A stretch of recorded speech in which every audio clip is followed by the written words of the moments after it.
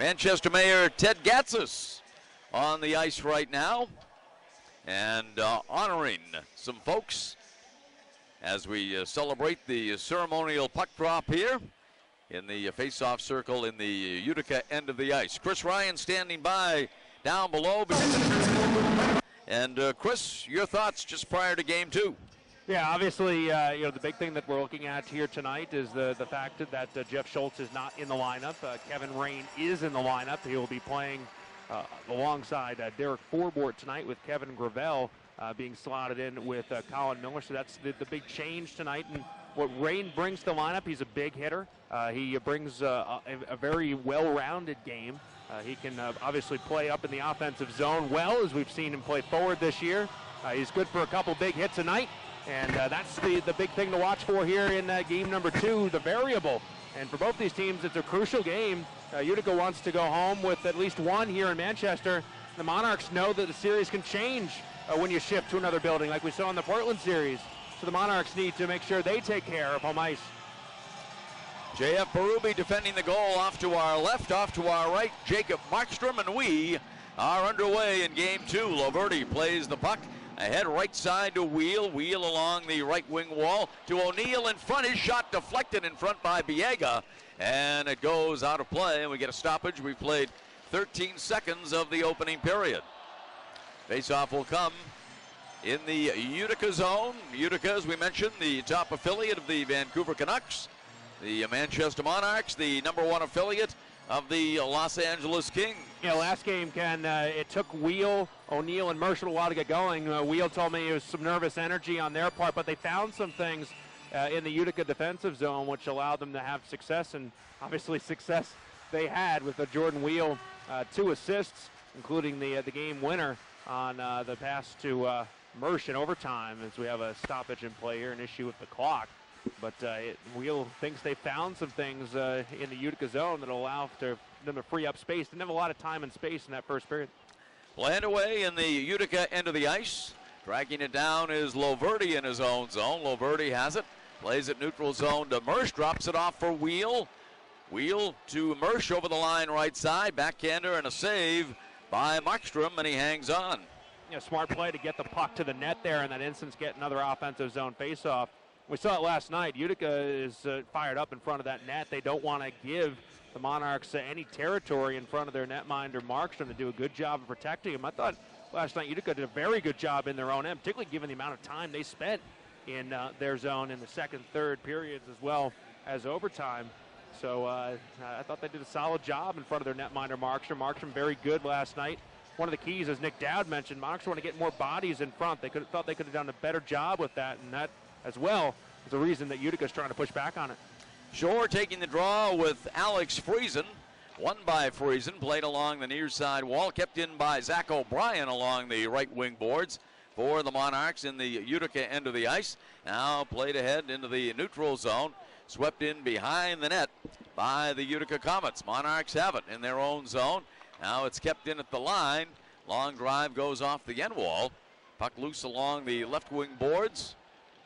On it, Conacher behind his own net, behind the Monarch stage. Back out to Sanguinetti. His shot saved by Berube on a long-range shot. For Friesen out front. Friesen was able to poke it towards JF. JF made a couple stops. Land away, giving chase right wing side. Friesen. Friesen goes down in the neutral zone. Puck squirts free center ice, and it's tracked down by Berchi. Sven Berchi tracking that puck down for Utica. He has been hot in this postseason for the Utica Comets. Now with it, Zach O'Brien. O'Brien drops it off in his own zone. It's kept in at the line by Clendenning. Plays it off the end wall. With it is Zaleski along the left wing wall. Dropped off behind the net. Battling for it is Gounce. Gounce sends it back behind the net in the Manchester zone off to our left. Now puck in the trapezoid, battling for it there is Zaleski. Puck free out in front and smothered by Berube at the far post. Solid zone time there for Utica. They're able to work around the offensive zone, get it to the net a couple of times there. Really solid shift out of that line. They were pesky last night and back at it again tonight. Zaleski leading the way for them, creating opportunities around the Monarchs net. Face-off will take place in the Manchester end of the ice, right circle to the left of J.F. Berube. A deep pair out there, Corrado as well as Viega. Those guys really good last night for Utica, particularly Corrado, as he was able to deny the net mouth several times from Michael Mersch, although Mersch did score twice. Land away, Viega with it, right point. Viega throws it into the trapezoid. Now into the left wing corner it goes, kept alive by the Comets, giving chase Mersch on the far side for the Monarchs. Mersch up with it in his own zone, his pass deflected. Gravel, center ice to O'Neill. O'Neill tied up, throws it back to Gravel. Monarchs with it in their own end. Kevin Gravel ahead to Brian O'Neill over the line, right side. O'Neill broken up in the right wing circle, and the puck stolen away. Restolen by Vinny Loverty, the captain of the Monarchs. Plays it to Bodnarchuk.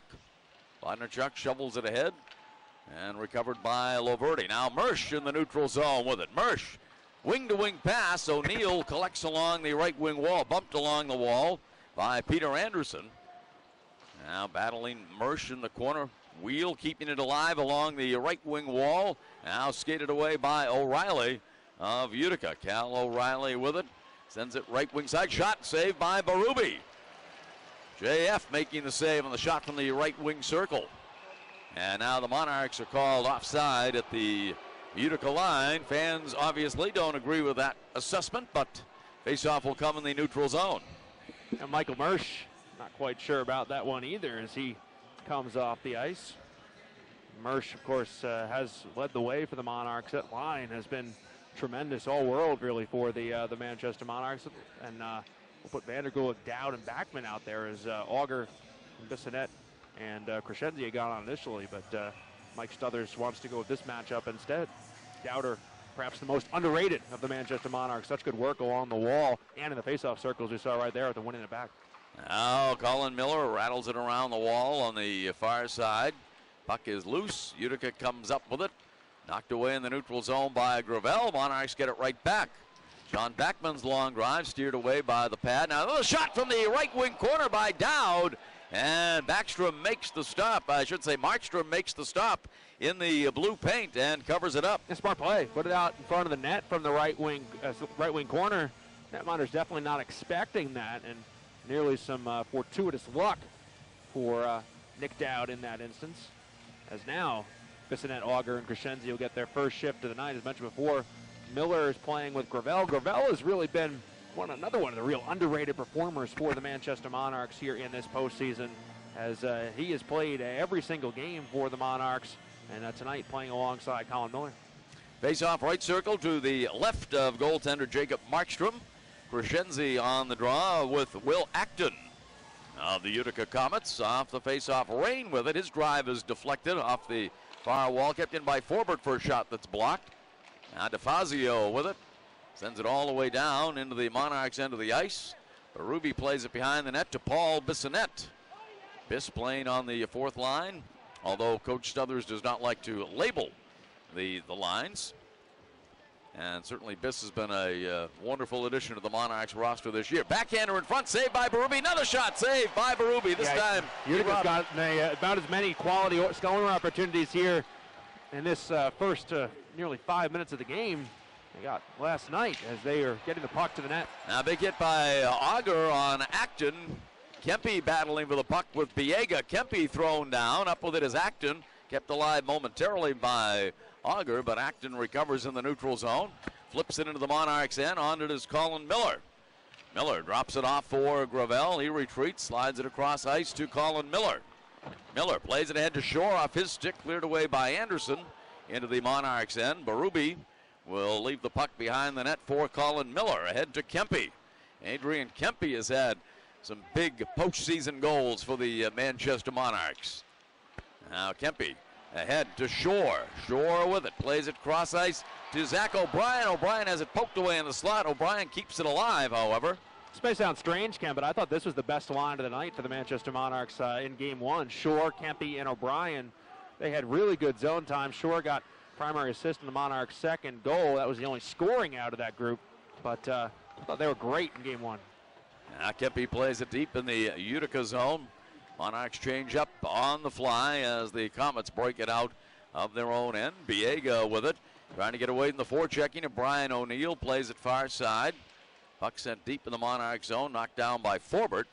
Forbert with it, backhands it ahead for Wheel. His pass knocked down at the line by Corrado, who drops it off for Jensen. Jensen in the lineup today for Utica. Long driving on Berube, makes the stop and leaves it for Miller. Now planned away along the left wing boards in the Monarch zone. Comes back out to Anderson at the line. His drive was blocked by the Monarchs, and they come away with it. Neutral zone, Miller with it, gains the line. For Wheel, right circle to Miller in front, and couldn't get a shot off. Went off a stick wide. I want to see a lot more of that from the Monarchs. I love when Colin Miller joins the play. Now O'Neill for Wheel, but it's stolen away by Jensen. Jensen on the far side with it. Nicholas Jensen plays it neutral zone to O'Reilly. O'Reilly sends it in behind the net. Bodnarchuk collects it there for the Monarchs in his own zone. Andrew Bodnarchuk with it, far side in his own end for the Monarchs. Now puck stolen away on the forecheck. The Monarchs have turned the puck over several times in their defensive zone. Puck maintenance needs to be much better in the D zone. Now Nick Dowd with it, plays it neutral zone. Vandergulik battling along the far side with Glendenning. Now Monarchs battling along the goal line extended area. Dowd, back out it goes to Rain for a drive and a save by Markstrom. Now Vandergulik with it. Right wing corner. Vandergulik back out to the line. Loverdi drive deflected wide. Backman has the rebound. Signed to the left wing circle. He's tied up. And Friesen comes away with the puck. Friesen in the neutral zone. Right side to Conacher over the line. Conacher a drive. It goes wide of JF. Rain got the skate on that one to make sure it went wide. Puck caroms out in the neutral zone. Monarchs looking to create a turnover here. Now Berchi sends it back in his own zone. Center ice. On it, Conacher drops it off. Corrado with it. Over the line, right side. Offside whistled against the Comets with 12:28 to go in the opening period. No score. Game 2 of the Calder Cup Finals continues in 60 seconds right here on the ESPN New Hampshire Monarchs Radio Network. Dr. Joseph Sheehan, DDS, has been a dentist for your Manchester Monarchs since 2001. Specializing in family dentistry, Dr. Sheehan now offers the CEREC one-day crown system, where your crown is done in just one visit. Other services include prevention and treatment of all dental diseases, needleless laser dentistry, and promoting overall dental and oral health for all ages. Located in the Manchester Mill Yard at 155 Dow Street, Suite 401. Call Dr. Sheehan at 603-623-0641 to schedule an appointment. 623-0641. Morgan Press is a proud supporter of the Manchester Monarchs. Why not let Morgan Press be a proud supporter of your business? For over 30 years, Morgan Press has been delivering quality work at a reasonable price. Morgan Press, for all your commercial offset and digital printing needs. Please visit our website for more information. 10 seconds. www.morganpress.com. That's www.morganpress.com. 12:28 to go here in the opening period. No score. The Utica Comets and the Manchester Monarchs. Great to have you with us on this beautiful Sunday afternoon in Manchester, New Hampshire. Wherever you may be listening around the world. Playing away in the right wing circle. Quick shot hit the side of the net in the Manchester zone. Another shot out in front, smothered by Berube. And a flare-up breaking out in front of the Manchester cage off to our left.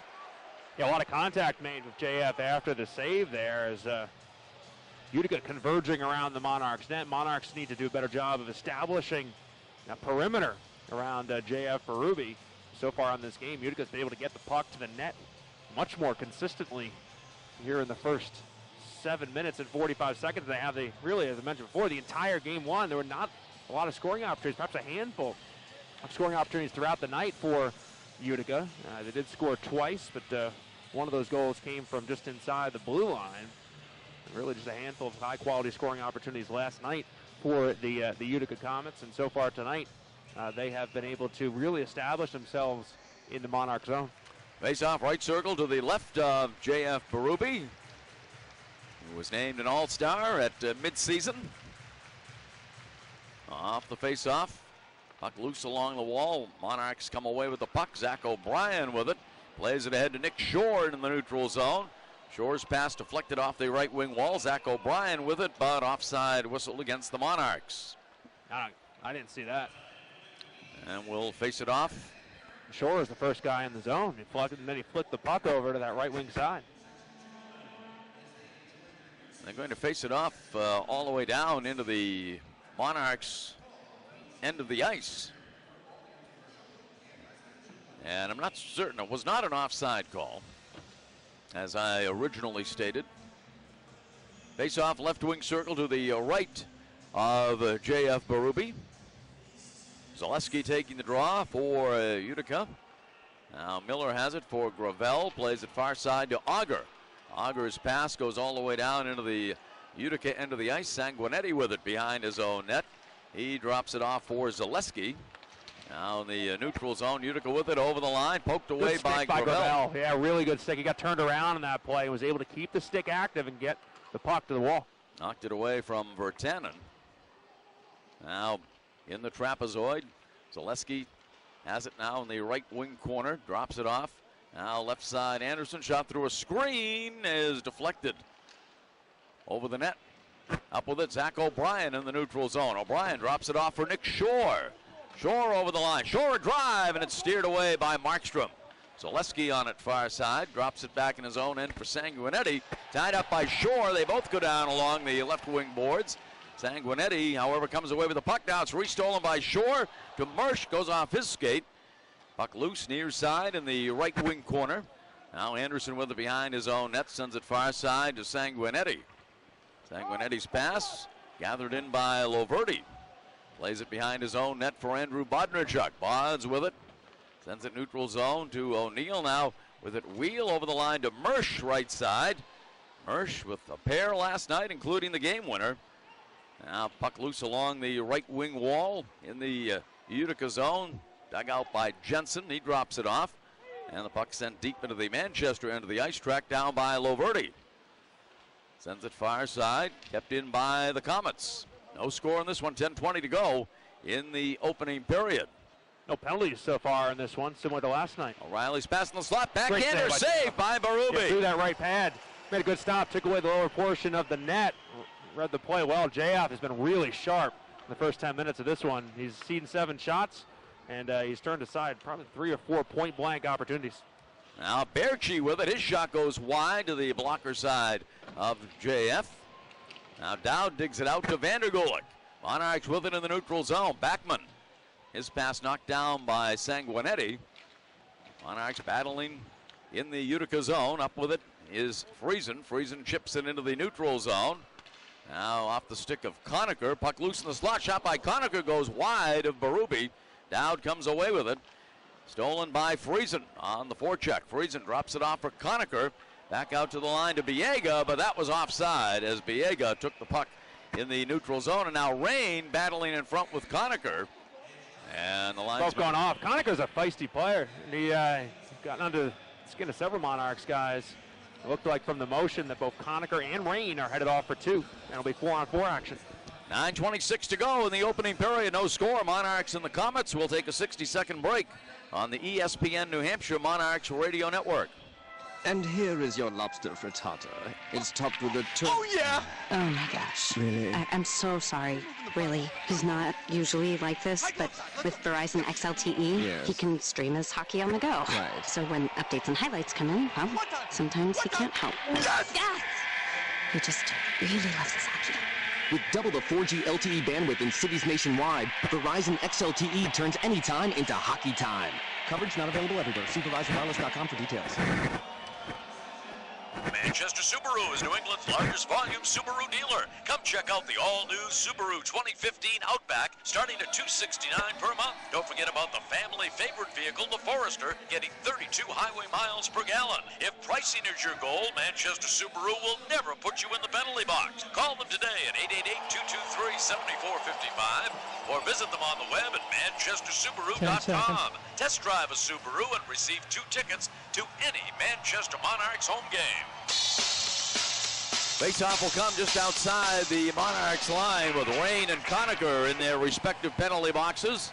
So it'll be 4-on-4 hockey here at the Verizon Wireless Arena with 9:26 to go in the opening period. On it is Miller in front of his own net. Miller skates it behind his own cage, starts out of his own zone. Colin Miller with it at center ice. His pass deflected out of play on the far side. As we look at it, game today on the mighty 1590 WSMN Nashua. AHL. The beast of the East. That's right, AHLlive.com and the NHL Network on Sirius XM Radio. Great to have you with us for Game 2 of the Calder Cup Finals.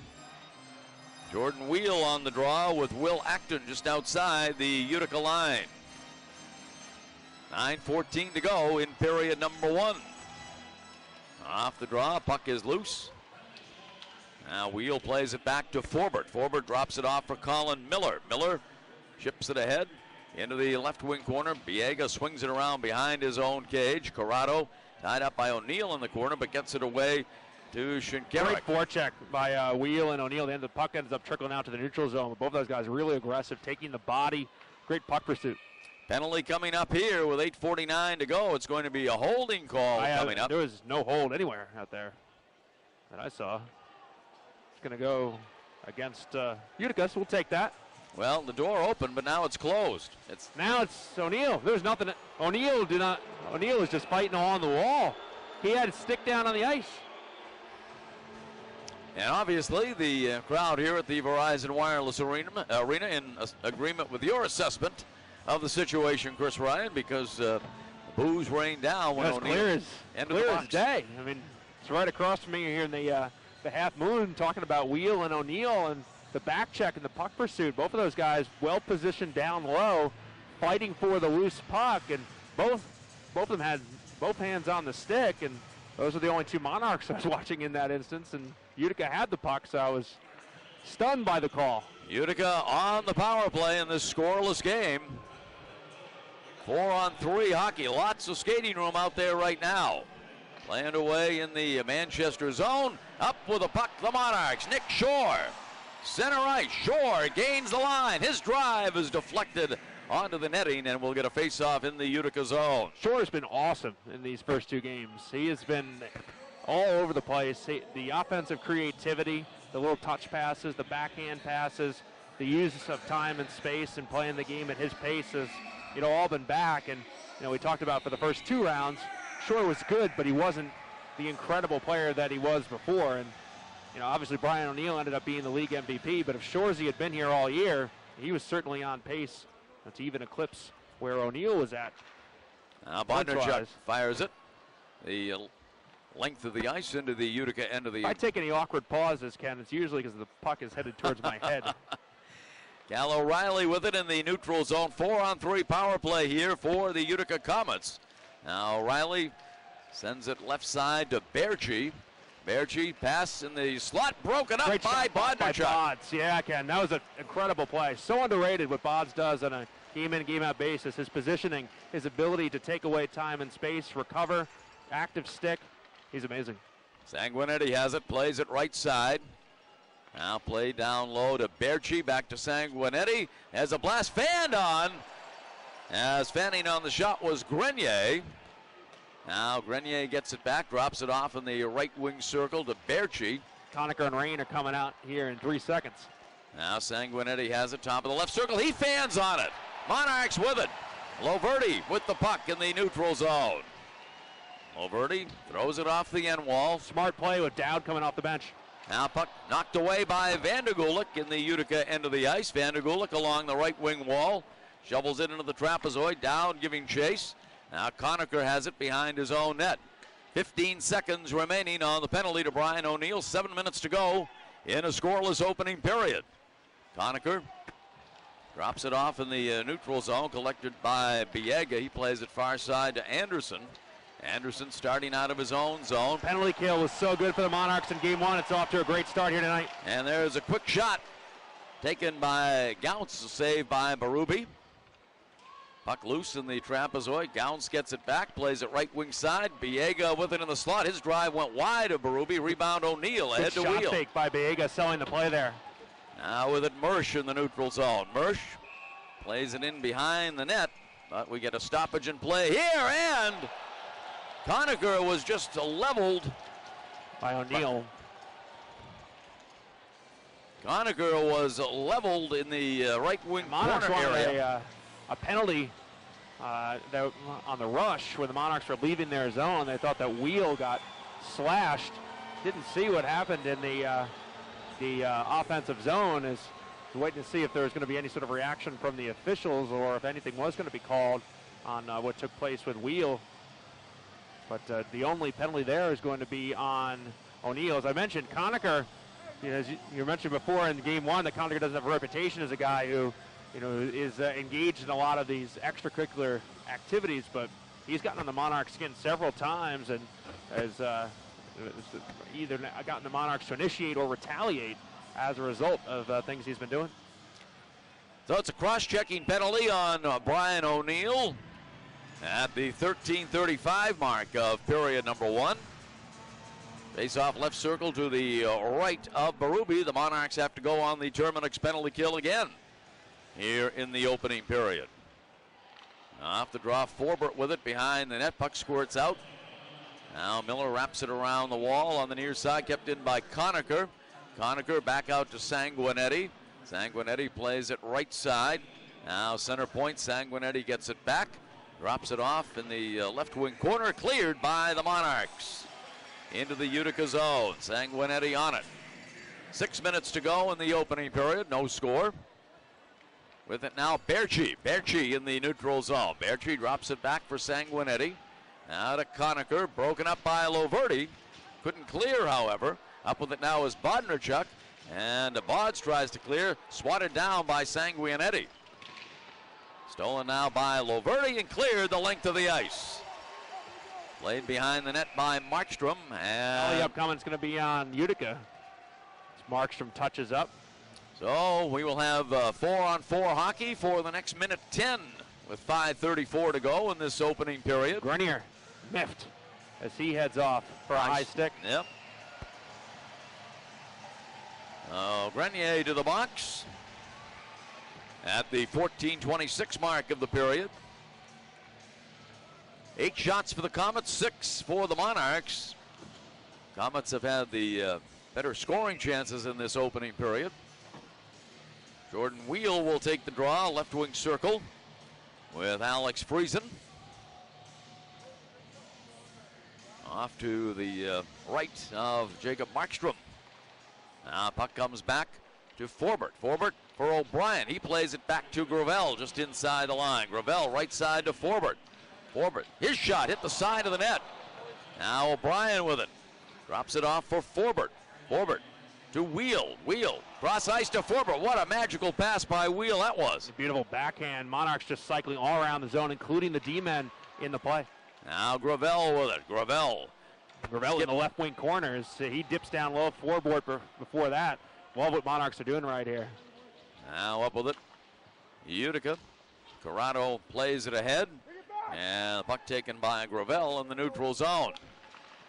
4-on-4 hockey for the next 25 seconds. That's when Brian O'Neill will be out of the penalty box for the Monarchs. And the Monarchs will have an abbreviated power play if things stay the same. Now Miller wraps it around the wall. Mersch can't keep it alive. Bodnarchuk does. Bods has it. Bods moving in left side. Bods pokes it into the trapezoid and collects right wing side. Bods along the right wing wall now to Shore. Shore behind the net on the forehand. Shore drops it off for Bodnarchuk in front. And a shot by Mersch and a save by Markstrom. Yeah, Bods tried to do what Wheel did last night, to slip it out front to Mersch to bury the puck. But Markstrom able to poke check that one away. O'Neill with a drive and a save by Markstrom. Shot kept in by Miller. And the puck was left out in the slot, but Utica able to clear. Now planned away in the Manchester zone. Wheel on it. Monarchs on the power play. O'Neill gains the line. Brian O'Neill with it to Jordan Wheel, right wing side in the circle. O'Neill throws it in front. Mersch pounding away, but he couldn't get it by Markstrom that time. Puck comes all the way down the length of the ice. 10 seconds remaining on the Monarchs man advantage. 3:40 to go in a scoreless opening period. On it, Loverty plays at neutral zone. Vandergulik thrown down along the left wing wall. Puck is loose and cleared by the Comets. This is going to be icing. As the Utica did not realize that they were no longer on the PK there and put the puck all the way down. So a mistake by Utica. We'll see if the Monarchs can capitalize. Great power play for the Monarchs as well, as they were able to get several high-quality scoring opportunities, feeding the puck to Mersch out front. Some good work 4-on-4, using the D-men to cycle around the offensive zone. Monarchs very creative in how they go about attacking in the offensive zone. Like to use the D-men, like to create opportunities in some rather unorthodox ways. Puck kept in by Forbert at the left point to Backman. Puck loose, Dow trying to dig it free along the left wing wall. Backman is there as well for the Monarchs in the Utica zone. Now up with it is Biega. Biega in his own end, tied up with Dowd in the right wing corner. Biega went down. Vandergulik's pass to Backman. Now Gravel throws it off the far wall. Grenier on it. Grenier tied up by Dowd along the left wing boards. Puck is loose. Vandergulik left circle. Back out to Forbert. A drive goes wide. Penalty coming up on Utica. Vandergulik with it. Plays it back to Forbert. Forbert throws it behind the net for Backman. Backman tied up along the wall by Grenier. And now the penalty will be called against the Comets with 2:41 remaining. It's a cross check. So the Monarchs with another opportunity on the power play as Biega skates to the box. Monarchs are knocking on the door as well. The last power play was really good. They have Utica probably took the first 10 minutes of this game. Monarchs since then have turned things in the direction of the Utica net. Face-off will come. Left wing circle to the right of Jacob Markstrom.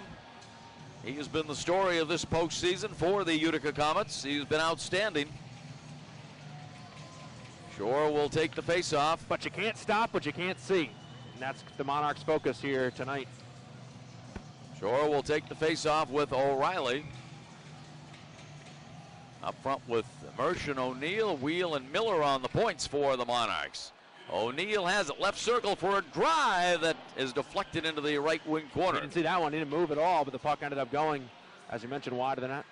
Now with it, Wheel to Miller. Miller pulls the trigger, it's blocked and cleared by O'Reilly into the Monarchs end of the ice. Berube drops it off in the corner for Wheel. Wheel starts out of his own zone. Jordan Wheel at center ice with it. Wheel gains the line, left side to Brian O'Neill. Now Wheel sends it along the wall to Mersch. Mersch has it in the right wing corner, swings it back up top to Miller. Shore has it. Now Miller center point. His drive goes wide. Rebound Mersch throws it in front. Wheel now collects left wing side. Wheel plays it back center point Miller. Miller pulls the trigger. Save Markstrom. Loose puck in front. And Shore just poked it wide. Mersch there too. And Miller right circle. His drive deflected wide. Kept in by Wheel. Monarchs are knocking on the door big time right now. Just haven't been able to pot one yet. Now with it down low, the Monarchs. Mersch fans on the shot. Now Miller keeps it in at the right point. Center point to Wheel. Wheel plays it left side to O'Neill. O'Neill left wing circle has it. Broken up by Acton. And the puck squirts free to the neutral zone.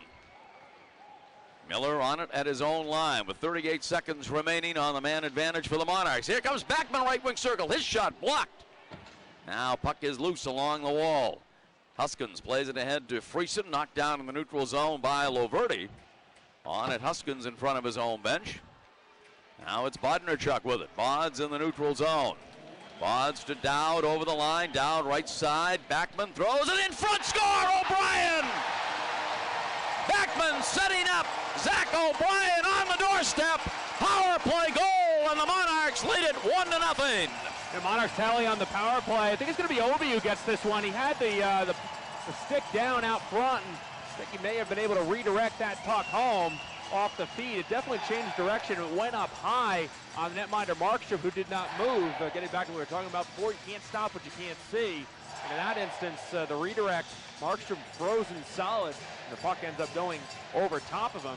Monarchs get a 1-0 lead with the power play tally as Backman threw it towards the net, and it looked like... I don't think there's any doubt that it's O'Brien's goal. Yeah. O'Brien ended up looking towards Backman on that play. His shot is let go, and it may have been the defenseman that ended up hitting that puck. Somebody did, either O'Brien or the defenseman. It changed direction, and the Monarchs are up 1-0. That's the bottom line. It's a 1-0 Monarchs lead on a power play goal. Quick shot right wing circle, knocked down by Forbert as he blocked the shot off the stick of Jensen. Now Vandergulik plays it ahead, knocked down by Contact made with JF, no call. JF was taken down in the crease. Now over the line, a left side drive by Grenier is blocked in the left wing circle by Gravel. Now puck loose along the left wing wall, now in the corner, Crescenzi battling for it. O'Brien getting the goal from Backman and Dowd, the official. Playing away in the trapezoid along the end wall. Crescenzi battling there now with 10 seconds remaining in this opening period of the Verizon Wireless Arena. The battle continues. Dugout, puck thrown into the left wing circle, taken by Auger. He drops it off for Gravel, who clears it the length of the ice, and the period comes to an end. Here at the Verizon Wireless Arena, the Monarchs leave the ice with a 1-0 lead on the power play goal by Zach O'Brien, and he was set up beautifully in front by Sean Backman, who threaded the needle, and the St. John's, Newfoundland native able to score the goal, his third of the postseason. Chris Ryan standing by down below, and Chris, take it away. Thank you very much, Ken. Just a moment, we're talking with Zach O'Brien, who tallied for the Monarchs. And Zach, a huge goal for the Monarchs. He'd really been able to dictate the play there towards the latter portion of that first period. Really good power plays, and you're able to tally late in that one. Take us through it. Yeah, that's a huge goal for us at the end of the period. We got to carry that momentum in the second, and yeah, special teams are huge, so to be able to get a power play goal, it's big. It seems like great chemistry with you, Shorzy. You guys have played together as well, but Kempe has really added something to that line. I thought really the first two games, obviously, you look at the scoring output of Mersch, Wheel, and O'Neill, but I thought you guys have been perhaps the best line for the Monarchs all around. Well, like you said, I played with Shorzy last year, so the chemistry was already there, and everyone knows how good of a player he is and how easy he is to play with, so I'm lucky to have him as my centerman. And Kempe, he does bring something else. He brings a lot of speed, which really helps me in Shorzy. He skates the puck up the ice really well, and he's a smart player, so he's also very easy to play with. It seems like in the first two games, the big key for the Monarchs has been that you guys have capitalized on your opportunities, and they took it to you a little bit early in that period. They're unable to score. JF makes some fabulous saves, and then when you're dominating, you're able to score, and that's obviously a big key here in the postseason. Not much to give or take in the Calder Cup Finals, and you have to score when you are having sustained dominance. Yeah, for sure. We knew they were going to come with a push after the win we got last night, so we weathered that well, and to be able to get a goal at the end there, it's huge for us. Obi, thanks a lot. Thank you. Monarchs forward Zach O'Brien, Ken, scoring for the Manchester Monarchs off the feed from Sean Backman as he got the stick in on that puck, deflected it up high over the netminder Markstrom to put the Monarchs up 1-0 after one. We set it up to you. All right, thank you very much, Chris, and thanks to Zach O'Brien, who has given the Monarchs a 1-0 lead here on that power play goal in the opening period. 1-0 the Monarchs after 20 minutes of hockey. We'll take a 2-minute break and be back with more on the ESPN New Hampshire Monarchs Radio Network.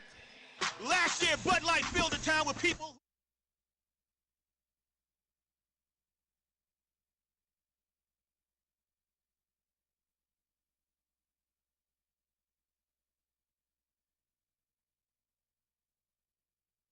In a new location. What? With all new events. What? Just submit a 15-second video. What?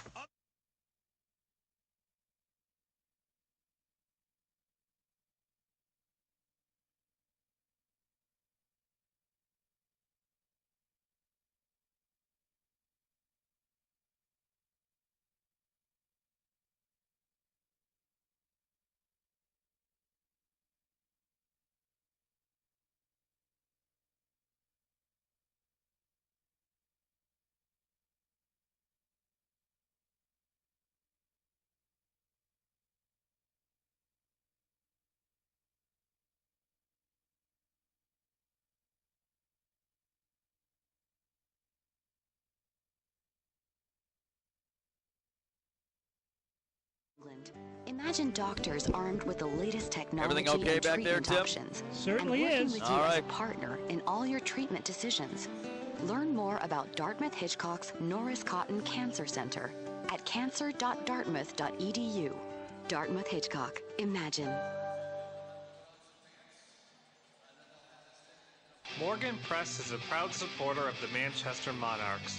Why not let Morgan Press be a proud supporter of your business? For over 30 years, Morgan Press has been delivering quality work at a reasonable price. Morgan Press, for all your commercial offset and digital printing needs. Please visit our website for more information. www.morganpress.com. That's www.morganpress.com. Welcome back to the Verizon Wireless Arena in Manchester, New Hampshire. Ken Cale along with Chris Ryan, our producer at the flagship, is Tim Glenday. Great to have you with us on the mighty 1590 WSMN in Nashua, WSMNradio.com, AHLlive.com, and the NHL Network on Sirius XM satellite radio. The Monarchs leading it 1-0 after one period of play on a goal by Zach O'Brien, set up beautifully in front by Sean Backman. Nick Dowd also getting an assist on the goal by Zach O'Brien. And Zach has certainly been a huge contributor to the Manchester Monarchs in their playoff run. In fact, it was Zach O'Brien who had a game winner in the triple overtime game that the Monarchs played earlier in their playoff run. So great to see Zach doing an outstanding job for the Manchester Monarchs out of St. John's, Newfoundland, Labrador. And I know his family always tunes in, and it's great to have them with us listening to the broadcast. We will take a 2-minute break and be back with more. You're listening to the ESPN New Hampshire Monarchs Radio Network. JD's Tavern, a great place before a game or after work. It's the place to go when attending a hockey game or any event at the Verizon Wireless Arena. JD's Tavern and the Radisson Hotel, downtown Manchester, is it. If you're looking for a place with a creative menu, including oversized sandwiches, delicious soups, fantastic burgers, and great salads, then look no further than JD's Tavern. Heading to a Manchester Monarchs game? JD's Tavern just across from the arena on Elm Street. Take a break from the ordinary and try the extraordinary. Stop into JD's as long as I don't get a panicky phone call from Samuel Baba, enjoy entrees like braised short ribs, grilled New York sirloin, and fresh catch of the day. Classic designer burgers, grilled flatbread pizza, and artisan cheese boards using locally sourced food. JD's comfortable decor reflects the old mill architecture of the Manchester Historic Mill Yard. Before or after the game, for lunch or dinner, or just a fun night out with friends, try the upscale tavern, JD's Tavern at the Radisson Hotel, downtown Manchester. Energy North Propane has been serving the Merrimack Valley, Seacoast, and Lakes region for a long time. Through the years, they've learned how to treat their customers, and they're committed to those relationships. Energy North employees are your neighbors. They care about quality workmanship, dependability, safety, and clean air and water for our children. That's the Energy North Propane commitment. I don't know what happened here. I had EnergyNorthPropane.com. Plays of the week all lined up, and it went away somehow. Strange things happen. That stinks. Manchester Oral Surgery. Treat your Manchester Monarchs for their mouth, face, and tooth injuries. Dr. Mark Hochberg and Dr. Mark Abel can remove your wisdom teeth or place dental implants. Advances in technology like our cone beam CT scan and state-of-the-art infused bone grafting allows Drs. Hochberg and Abel to work with your dentist to replace your missing teeth without the need for removable dentures. Go where the Monarchs go to treat their injuries. Doctors Hochberg and Abel can be reached at www.manchesteroralsurgery.com or by calling 622-9441. State Farm, this is Greg. Just calling to say thanks for the gift of bagpipes. We switched our auto and home insurance to State Farm and saved ourselves $800.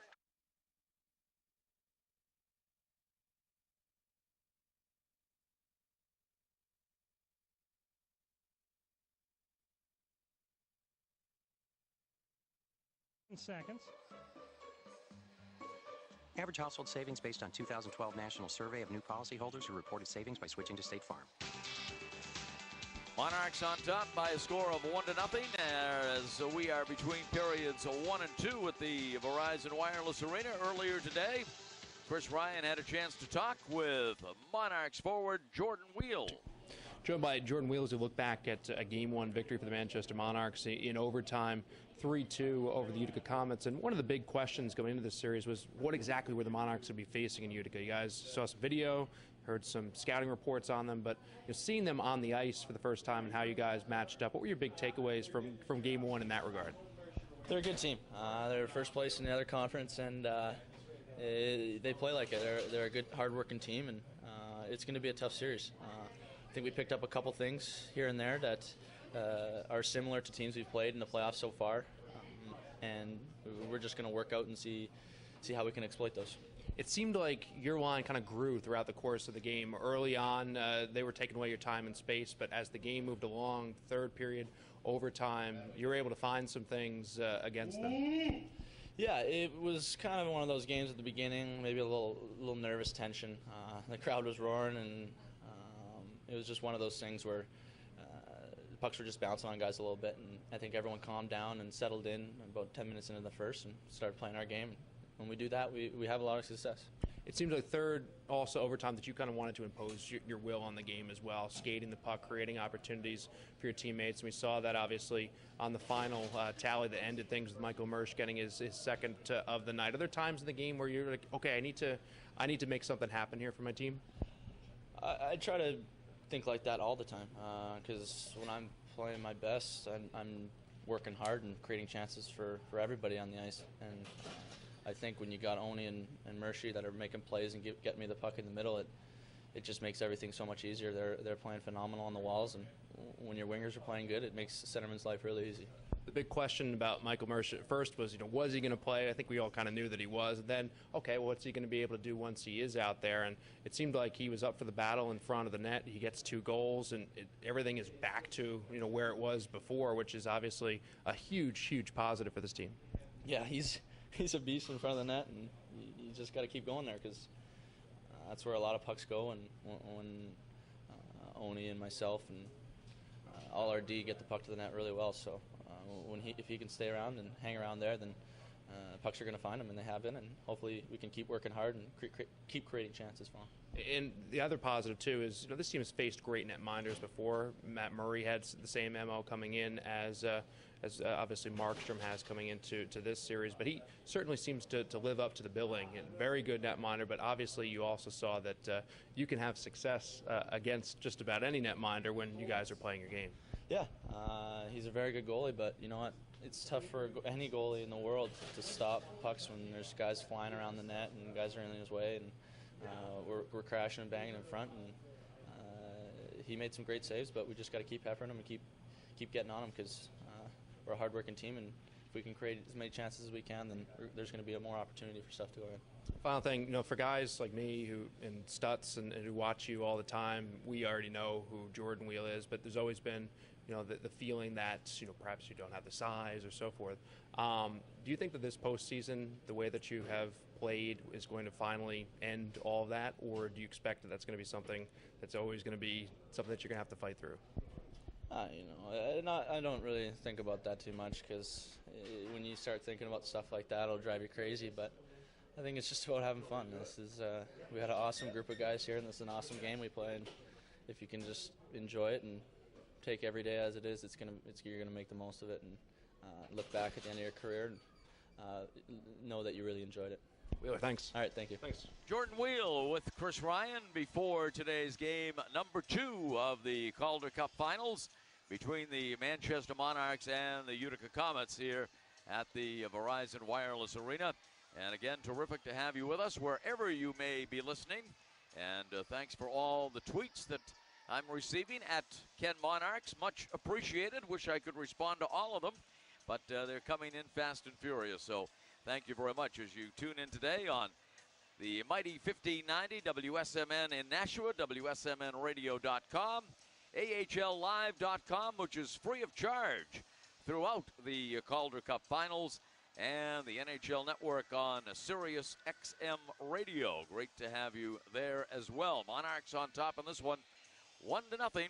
Power play goal for the Monarchs in the final minute of period number 1. Zach O'Brien, his 3rd of the postseason, set up by Sean Backman. Backman along the right wing wall, threw it in front, and Zach O'Brien guided it past Utica goaltender Jacob Markstrom for the power play tally. Nick Dowd also had an assist for the Manchester Monarchs. Jordan Wheel is the all-time leading points getter for the Manchester Monarchs in Calder Cup playoff action Wheel playing his 24th postseason game today for the Manchester Monarchs, has 10 goals and 16 assists for 26 points.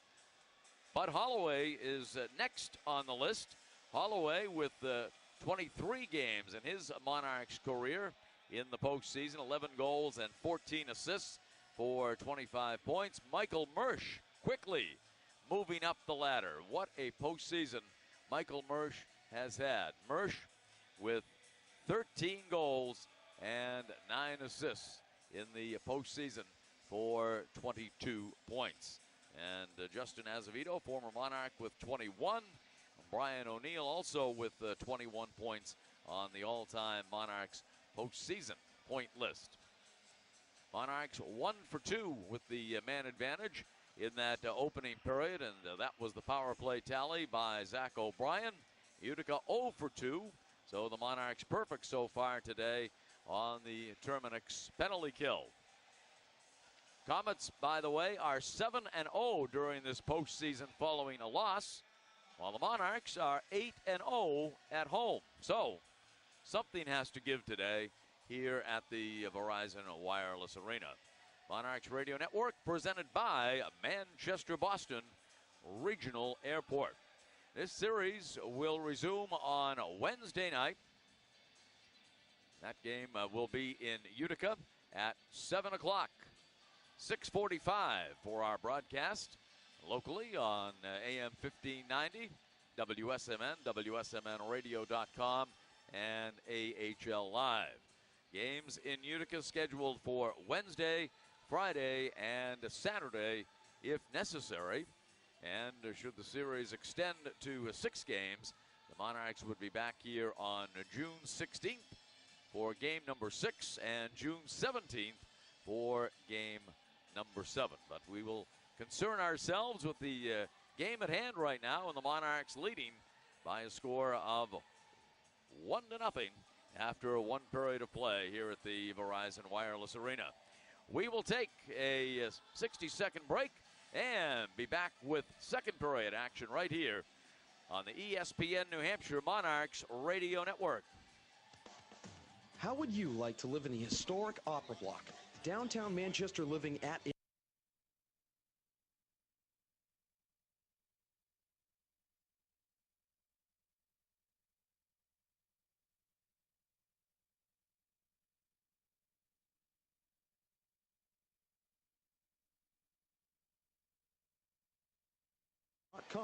for a full list of available apartment homes, and soon you'll be saying welcome home with Red Oak. www.redoakproperties.com.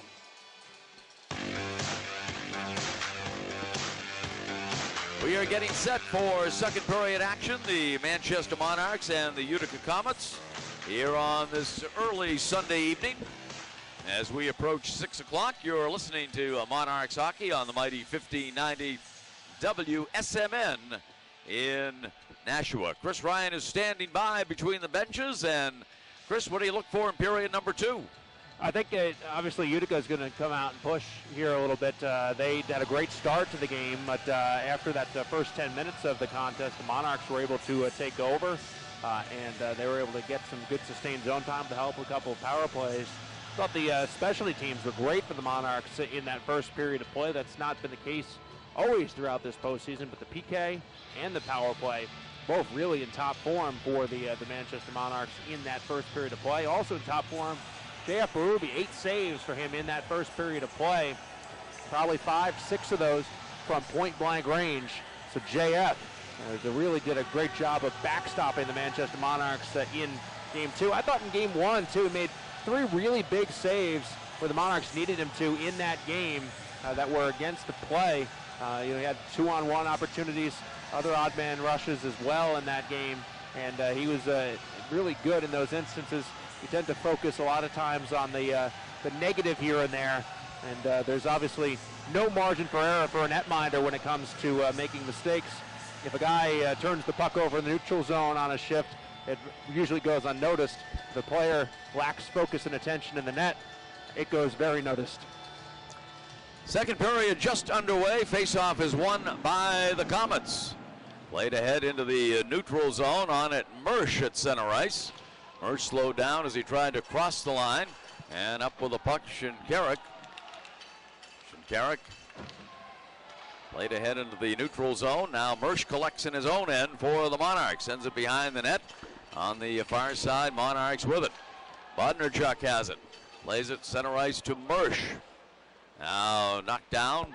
Taken behind the net by Corrado in his own zone for Biega. Now puck loose in the neutral zone. Over the line, Friesen for a drive that goes wide. Rebound Friesen. Friesen drops it off in the corner, stolen by Shore. Shore plays it back to Gravel. Now Mersch with it. Gravel pokes it ahead. Center ice. Shore sends it wing to wing. O'Brien right wing circle moving in. Zach along the end wall. He's bumped. And we get a stoppage in play here. Official lost sight of it, or the net came off, one of those two. We've not seen the net come off yet today, have we? We've not, Ken. I was, in fact, just going to mention that. We were like a married couple. We've worked so long together. You know what the other's going to say. But, yeah, the net has not come off, and that was a big part, really, of Game 1. It seemed like the net came off a lot on Markstrom's end of the ice, and tonight it is not. Well, I was here early today and saw the ice crew working in particular around those peg posts, if you will, those areas where the net is secured. I don't know what they did, but so far, no dislodgement of either of the nets. Yeah, usually you think of hockey, there's not a lot of... Shot off the draw and a save by Markstrom off Miller as he pulled the trigger right side. There's not a lot of that grounds crew type stuff you can do, but that's one of them. Now stolen by Jensen. His drive and a score! Jensen stealing the puck in the Monarchs end, beating Berube with a hard shot, and we're tied at 1 apiece. A really high quality shot right there by Jensen. Jensen put the puck up high on JF, glove side, and into the upper right-hand portion of the net, and beats JF as the Monarchs turn the puck over in their zone. Miller could not get the puck outside of his end, ends up on the stick of Jensen, and it'll be an unassisted goal as he puts it up high on JF to tie this game at 1 apiece. Jensen did not play in last night's game as he scores his 3rd of the postseason. Puck comes deep into the Utica end of the ice. We have ourselves a brand new hockey game here at the Verizon Wireless Arena. It is in fact an unassisted goal by Jensen at the 1:12 mark of period number 2. Now Clendenning with it, right circle moving in, sends it in front. Shot and a save by Berube. Great strong save by JF. Monarchs puck management in their own zone in the first period was a little sloppy, particularly at the start, and same thing here again. It's not intense pressure from the Utica Comets, but it's been enough to turn the Monarchs over a couple times. And the puck iced by the Comets with 18:12 remaining here in period number 2. You're tied at 1. Faceoff will come in the Utica zone. 13 shots for the Monarchs and 10 for the Comets. Faceoff left wing circle to the right of Markstrom. As we get set for the drop of the puck. Wheel taking the faceoff for the Monarchs. Good crowd on hand again today. I don't know if it's going to reach last night's crowd of over 8,000. Off the draw, puck loose. On it, Mersch, his shot knocked down. Counts has it far side. Kept in at the line by the Monarchs. Down the neutral zone. On it, Utica played deep in the Manchester end by Virtanen. Taken behind the net by Vincent Loverty, captain of the Monarchs. In the neutral zone, gains the red line. Bounces it off the end wall. Puck loose in the trapezoid. Puck loose along the left wing wall. Dug out by the Comets. Now Loverty sends it neutral zone. Stolen away by Corrado. Plays it behind the Monarchs cage. Berube leaves it there for Loverty. Wraps it around the wall for Mersch. Mersch has it along the right wing wall in the Manchester zone. Mersch battling there. Biega is there. Shinkarik is there. And Bodnarchuk collects behind the net. Sends it far side to Brian O'Neill. Now stolen away by the Comets. On it is DeFazio. Back out to the line. Biega could not keep it in at the line. Biega retreats. Sends it across ice. Poked ahead. Knocked down by Bodnarchuk. Bods has it in his own end. We've played nearly 3 minutes of the second period. We're tied at 1 apiece. Friesen has it in the neutral zone. Drops it back in his own end. Biega with it, retreats. Slides it across ice. Now Friesen in the neutral zone. His pass deflected, offside, whistled against the Comets at the Monarchs line. It's interesting here how the start to this second period is nearly identical. Start of the first period of play, as the Utica Comets have played well here. Start this second session. A couple scoring opportunities here in the second period of play. 2 shots, 1 goal for Utica, and a really solid pad save for JF as well. I mean, it's only 10 shots on the scoreboard, Ken, but the overwhelming majority of those shots have been really high quality, including the goal, which was a difficult play. JF looked like he may have been screened on the play, and the puck up high with that really high-quality shot. Now Miller across ice to Gravel. Gravel plays at neutral zone to Zach O'Brien, who has the Monarchs goal on the power play. On a Clendenning behind his own net, wraps it around the wall in the neutral zone. Great job on the back check there by O'Brien, as Miller had come up to try to create a turnover there and intercept, and O'Brien got back, knocked the puck away, otherwise would have been 2-on-1. Puck is loose. Grenier battling there for Utica. Puck is loose. Taken by O'Reilly. O'Reilly along the right wing wall. O'Reilly with it down low. O'Reilly takes it behind the net on the backhand. Throws it out in front. Shot deflected wide off the stick of Jensen. O'Reilly keeps it alive. Left wing side. Stolen away by O'Brien to Auger. Zach has been everywhere today for the Monarchs. Now Anderson has it behind his own net. Auger had a monstrous game 1 as this one goes down for icing. Quiet here in game 2 as he came out and was on fire in that game 1, taking the body hard on the forecheck. Huge thundering hits, good puck pursuit. A little quiet here in game 2. If you're wondering about Jeff Schultz, if you're just joining us, Schultz out. He was injured last night. Kevin Rain has taken his place for the Manchester Monarchs. Rain playing with Forbert today, Gravel with Miller, and as usual, Bodnarchuk with Loverty. Forbert out there with Rain right now on defense for the Monarchs. Off the draw, puck loose along the left wing boards in the Utica zone. Deflected center ice. Forbert plays it ahead to Dowd. Now backhanded by Backman toward the net. Markstrom scoops it up, and we get a stoppage in play. With 15:27 to go here in period number 2. Monarchs and the Comets tied at 1 in game 2 of the Calder Cup Finals. Scene will switch to Utica, New York on Wednesday for game 3. Face-off right circle to the left of Markstrom. 1-1 your score. Face-off in the right wing circle. Let's see if this line can establish some puck possession here for the Monarchs. They haven't had a lot of that. Haven't had a lot of zone time here in this period. Bissonnette, Crescenzi, and Auger looking to give him that. Forbort carrying it in the backhand. Now Forbort, pass deflected, stolen far side by Shinkarik. Over the line, left side, his drive, saved by a standing Berube. Now puck loose, Bissonnette on it. Biss in the neutral zone. Biss plays it in along the right wing wall into the trapezoid. Markstrom leaves it for Huskins. Center ice now, it's Acton with it. Plays it deep in the Monarchs end of the ice. Bodnarchuk giving chase in the corner. Bonds plays it ahead. Now Bissonnette gets it from Wheel, but it's kept in at the line by Biega. Biega sends it left wing side. Shinkarik shot deflected into the right wing corner. On it, Bissonnette. Biss plays it into the neutral zone. Knocked down by Corrado. Drops it off for Biega. Yeah, tape-to-tape passes that were occurring in the first. Just missing a little bit here. Monarchs just a little off here to start the second. Friesen tied up by Bodnarchuk. Puck squirts free in the neutral zone, giving chase. Brian O'Neill. O'Neill with it. Over the line, right wing circle. O'Neill battling for the puck. His pass stolen away by the Comets.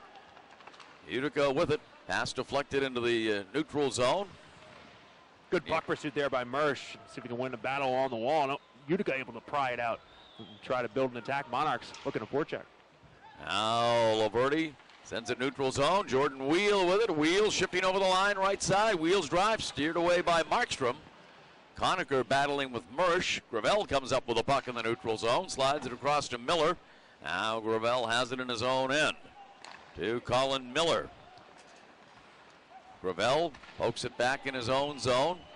Now puck played into the Monarchs end, cleared by Gravel. Now tracking it down is Sanguinetti. Icing called against the Monarchs.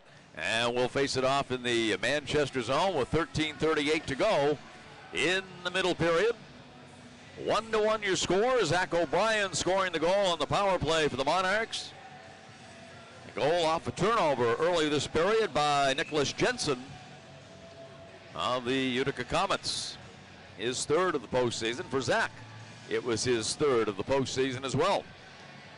O'Reilly and Wheel on the draw. Right circle to the left of J.F. Berube.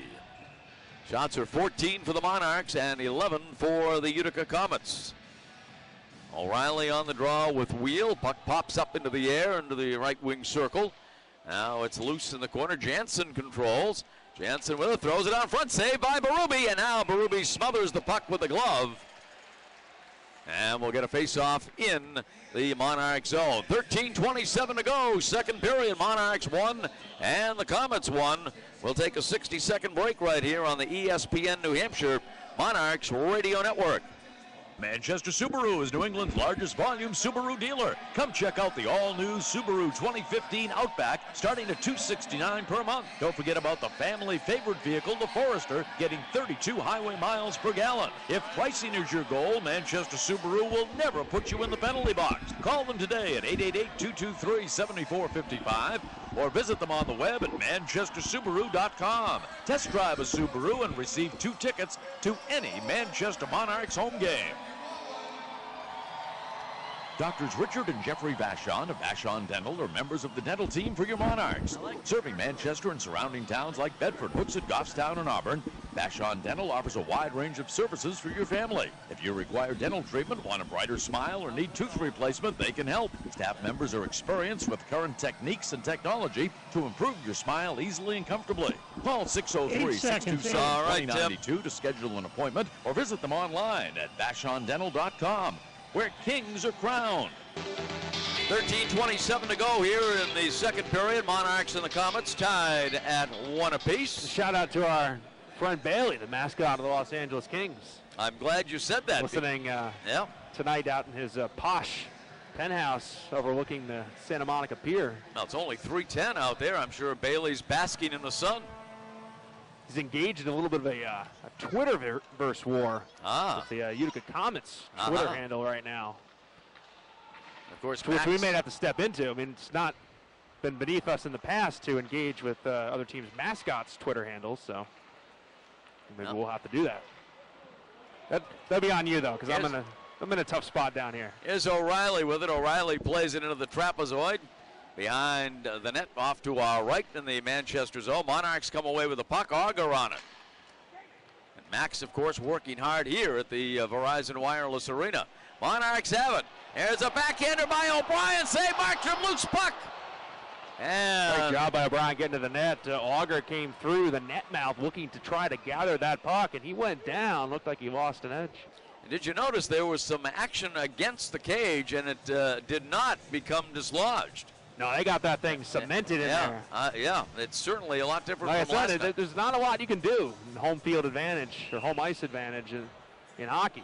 But there's nothing you can do to make the infield grass a little bit thicker or to put a little extra or a little less water out in the infield positions to dictate how ground balls come and so forth. Face off right one wing thing circle. You can do. The net keeps coming off. Miller pulls the trigger. It's blocked into the neutral zone. Do some things to keep it in place. Now Vandergulik plays it into the left wing corner. Markstrom has it behind the net. Sends it around the wall. Dowd battling to keep it alive for the Monarchs. Stolen away by the Comets. Now cleared by the Comets deep into the Monarchs end of the ice. On it is Colin Miller. Miller behind his own net with it. Miller to Bodnerchuk. Bods drops it off for Dowd to Vandergulik. Vandergulik in the neutral zone. Vandergulik plays it ahead off the end wall. Taken by Huskins. Now we have a penalty coming up here, and it's going to go against the Monarchs. Clendenning looking for blood. He got sticked up high. So Vandergulik, though, is not pleased, claiming embellishment. 7:56 will be the time of the penalty.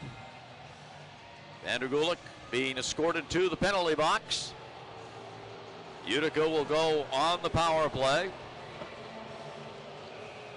Eye sticking is the call, and Utica on the power play for the third time Watch in this the game. replay of this. Vandergulik is moving in with the puck on his stick. Lets it go, chasing after the puck, and his stick is up high. He puts it alongside of Clendening's helmet and neck. Clendening went down and tried to draw the call. Max very upset about that call. Max is absolutely furious over between sections 114 and 115. Face off right circle to the left of J.F. Berube. Grenier on the draw with Crescenzi.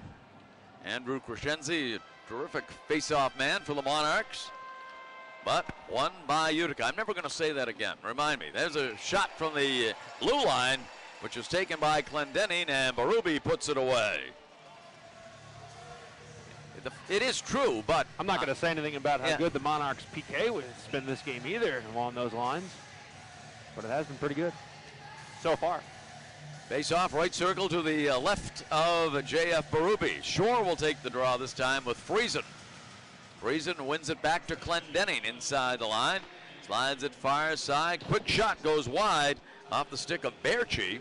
Now Friesen with it. His pass goes into the neutral zone. Tracked down by Clendening in his own end. Clendening just over the red line. He rattles it around the dasher on the far side. Puck is loose in the left wing corner. Dowd battling along the end wall, swung around right side to Clendening. Clendening at the right point. Pass deflected by Forbert. Now Dowd on it for the Monarchs, and Dowd able to clear it. Markstrom forced to play the puck, and boy, that was a quick whistle. That was a very quick whistle right there. I know why that's important is because Markstrom, dropped the puck onto the stick of Shore.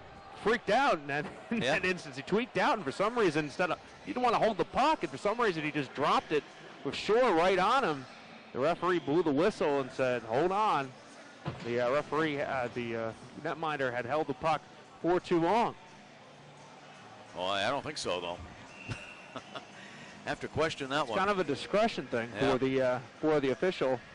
And he had blown the whistle right as he was letting the puck go also. Face off right circle to the left of Markstrom. 1-1. Monarchs on the Terminix penalty kill right now with Vandergulik in the box. Now Mersch along the right wing wall. Dowd is there as well. Berchi battling for the Utica Comets. Puck squirts free. Sanguinetti plays it back in his own end. Now in the neutral zone. Utica with it. Played back to Sanguinetti. Now Conacher has it knocked away by Gravel. Giving chase to Zach O'Brien. Has it poked away by Sanguinetti. Now O'Brien gets it to Mersch. Mersch, a backhander, goes behind the net. Mersch in the left wing corner now swings it around far side to Backman. Back out to the line to Gravel. Gravel sends it behind the net to Backman. Backman drops it off along the end wall, stolen away by the Comets. Coming down to 30 seconds remaining on the penalty to Vandergulik.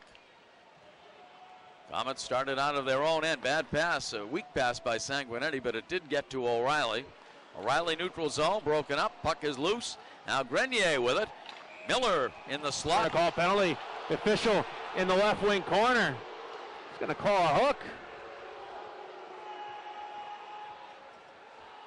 And it's not going to be against the Utica Comets. No, it is not. It's going to be on Sean Backman, the Manchester Monarchs. So it's going to be 5-on-3 here for 16 seconds. Backman to the box for a hook at 9:41. In this 1-1 tie, O'Brien with the power play goal for the Monarchs at 19:05 of the first period. And Jansen off a Monarchs turnover. And Jensen scoring at 1:12 of this second period. Grenier on the draw with Shore. 5-on-3 right now for Utica. Played back to Conacher. Now Sanguinetti to Conacher. They play catch with it. Tops of the circle. Shot by Conacher. Blocked by Shore. Conacher gets it back to Sanguinetti. Played down low to Grenier. Grenier left wing circle. Is out. Pass deflected by Shore. Now it's 5-on-4. Power play now. Great job by Vandy. He got down low. He made sure that he took the stick to wipe that puck out into the neutral zone and into the Comet zone. They're forced to regroup. 1:25 to go on the man advantage. Conacher gains the line. Conacher still with it. Plays it left side to O'Reilly. Back it goes to Clendenning. Clendenning drops it off left side. Now Clendenning gets it back. Center point. Drops it off. Conacher one-timer saved by Berube. Straight up in the air. High. Catches it. Wow. What a job by JF. Incredible recognition. The Wow. puck went straight up into the air, probably about 100 feet. JF puts the glove up, brings it down. Great job by JF under pressure right there. That it was. Great play by JF in the crease, jumping up to make the catch with 1:09 remaining on the penalty to Sean Backman. One of two Yale graduates on the Manchester Monarchs squad, along with Brian O'Neill. I know my daughter is listening in New York and watching on AHL Live, and should be upset if I didn't get that mention in. Face-off right wing circle to the left of JF Berube. Crescenzi on the draw with Friesen. 1-1 with 9:28 to go in the middle period. Back out it goes to Clendenning. Plays it left side. Anderson a blast. Oh, great save by JF again to hold on to that rebound. It was one of those weird shots that comes in along the blocker side. He had to deaden the puck with the body. He was able to hold it with the right hand, or right arm, excuse me. No rebound in that particular instance. Another nice stop by JF. Gustal Kopitar also tuned in today along with Bailey. And Max trying to lead the cheers here at the Verizon Wireless Arena, as he always does. Face-off left circle to the right of JF. Now on it Dowd, and Dowd are able to clear it all the way down the length of the ice. Taken behind the net by Peter Anderson. Anderson starting out of his own end. 50 seconds remaining on the penalty to Sean Backman. Anderson in the center circle. Sends it off the far wall for Friesen. Friesen plays it back to Anderson. Center ice, Clendenning on it. Clendenning drops it off. Now on it over the line. Friesen moving in. Poked away by Forbert into the corner. We've talked about it a lot. The Monarchs' ability with their D-men to recover in those instances. Active sticks, long reaches. Forbert, made up for time and space by poking that stick into the last second and getting the puck away from Friesen, who looked like he was going on JF all alone. Now O'Brien able to drop it into the neutral zone. Anderson on it for Clendenning. Clendenning wraps it around the wall on the far side. O'Brien on it for the Monarchs. Here's Zach in the neutral zone. To Bodnarchuk. Bod's over the line. Left side moving in. Throws it in front. Knocked away by Markstrom. Taken down from behind as he cut towards the net. That was a blatant non-call as he was taken down as he cut towards the net mouth. Shot by Bodnarchuk. And Markstrom got a piece of that one. Fans not too pleased with the way this second period has been Bod's carrying the puck on the left wing side. Mersch is coming right down the slot area. Hauled down and no call. Now Wheel with it to Bodnarchuk, plays it behind the net far side to Loverty. Vincent Loverty, captain of the Monarchs, chips it ahead, knocked down by Biega, taken by Wheel, drops it back in his own zone for Loverty. Now puck comes in all the way down the length of the ice, icing called against the Monarchs with 7:38 to go here in period number 2. We'll get a face-off in the Monarchs end of the ice. Coming the left wing circle to the right of J.F. Berube. Rob Blake is in the house, the Monarchs general manager, and Chris Ryan will be chatting with Rob between periods 2 and 3. Luke Robitaille has also joined him, by the way. We have a star-studded He'll not be sitting in for our interview, though, as far as I know. Oh, okay. Just wanted to make sure. It's always good to hear from Luke as well. Any other stars here today that you've noticed? Jonathan Quick of Los Angeles Kings netminder, and Sean Backman's brother-in-law back in the house today. Here they go, the Monarchs with it over the line. Backman a drive, and it just goes wide to the glove side of Markstrom. Now collected in the neutral zone. Long drive in on Berube is steered away. Backman with the rebound. Now to Wheel. Played off the near side wall. On it, Forbert. Forbert drops it into the neutral zone. Knocked away. Now Wheel collects over the line left side, but offside whistled against the Monarchs. Oh my goodness. 7:03 to go here in period number 2. Monarchs 1, Comets 1. We will take a 60-second break right here on the ESPN New Hampshire Monarchs Radio Network. Checking air travel options? Check Manchester Boston Regional Airport first. Check MHT for easy access, affordable on-site parking, free Wi-Fi, and access to the Centrix Bank Business Center. Check MHT for non-stop jet service to Atlanta, Baltimore, Washington, Charlotte, Chicago, New York, Orlando, Philadelphia, Tampa, Washington National, and more. The next time your plans call for air travel, remember to check Manchester Boston Regional Airport first. Buy local, fly MHT. Morgan Press is a proud supporter of the Manchester Monarchs. Why not let Morgan Press be a proud supporter of your business? For over 30 years, Morgan Press has been delivering quality work at a reasonable price. Morgan Press, for all your commercial offset and digital printing needs. Please visit our website for more information. www.morganpress.com. That's www.morganpress.com. Faceoff will come just outside the Utica zone. 7:03 to go in the second period. Monarchs and the Comets tied up at 1 apiece. Nick Dowd will take the faceoff against Mike Zaleski of the Utica Comets. Game 2 of this Calder Cup Finals series. Monarchs lead it 1-0. Play underway in front of the Monarchs bench. Auger on it there. Auger drops it back in his own end for Derek Forbert. Forbert's pass to Vandergulik, neutral zone. Plays it off the left wing wall. On it, Sanguinetti. Sanguinetti sends it far side. Stolen by Auger, knocked away by Anderson. Utica controls. Puck chipped into the neutral zone. Rain tracking it down in his own end. Kevin Rain in for Jeff Schultz, who was injured last night. Now Dowd with it. 2-on-2. He has Vandergulik with him. Dowd over the line, right side. Dowd's pass goes into the neutral zone, knocked away. And giving chase is Conacher. Conacher, his drive, saved by Berube at the near post. Puck far side, now kept in by Utica. Now Miller takes it away in the trapezoid. Colin Miller behind his own net, starts out of his own zone to Dowd. Dowd ahead to Gravel in the neutral zone, knocked down at the line by Biega. Now over the line, Conacher, left wing circle, and drive, and a glove save by Berube, and he hangs on. Looked like that one may have been headed wide of the net, but you certainly don't take any chances in an instance like that. Also, you don't want the puck coming hard off the wall either in that instance either. So JF doing the right thing there will hold for the faceoff as Conacher able to fight through a check, get the puck towards the net. And a couple Utica Comets on the doorstep as well as Conacher let that one go. Miller stepped up and Conacher stepped by. Face-off left circle to the right of J.F. Berube. Shots 18 for the Monarchs, 17 for the Comets. In this period, Utica with 9 and the Monarchs with 6. Face-off will come in the left wing circle, and we have a brief delay as I guess a patch of ice taken care of along the right wing wall in the Monarchs end of the ice.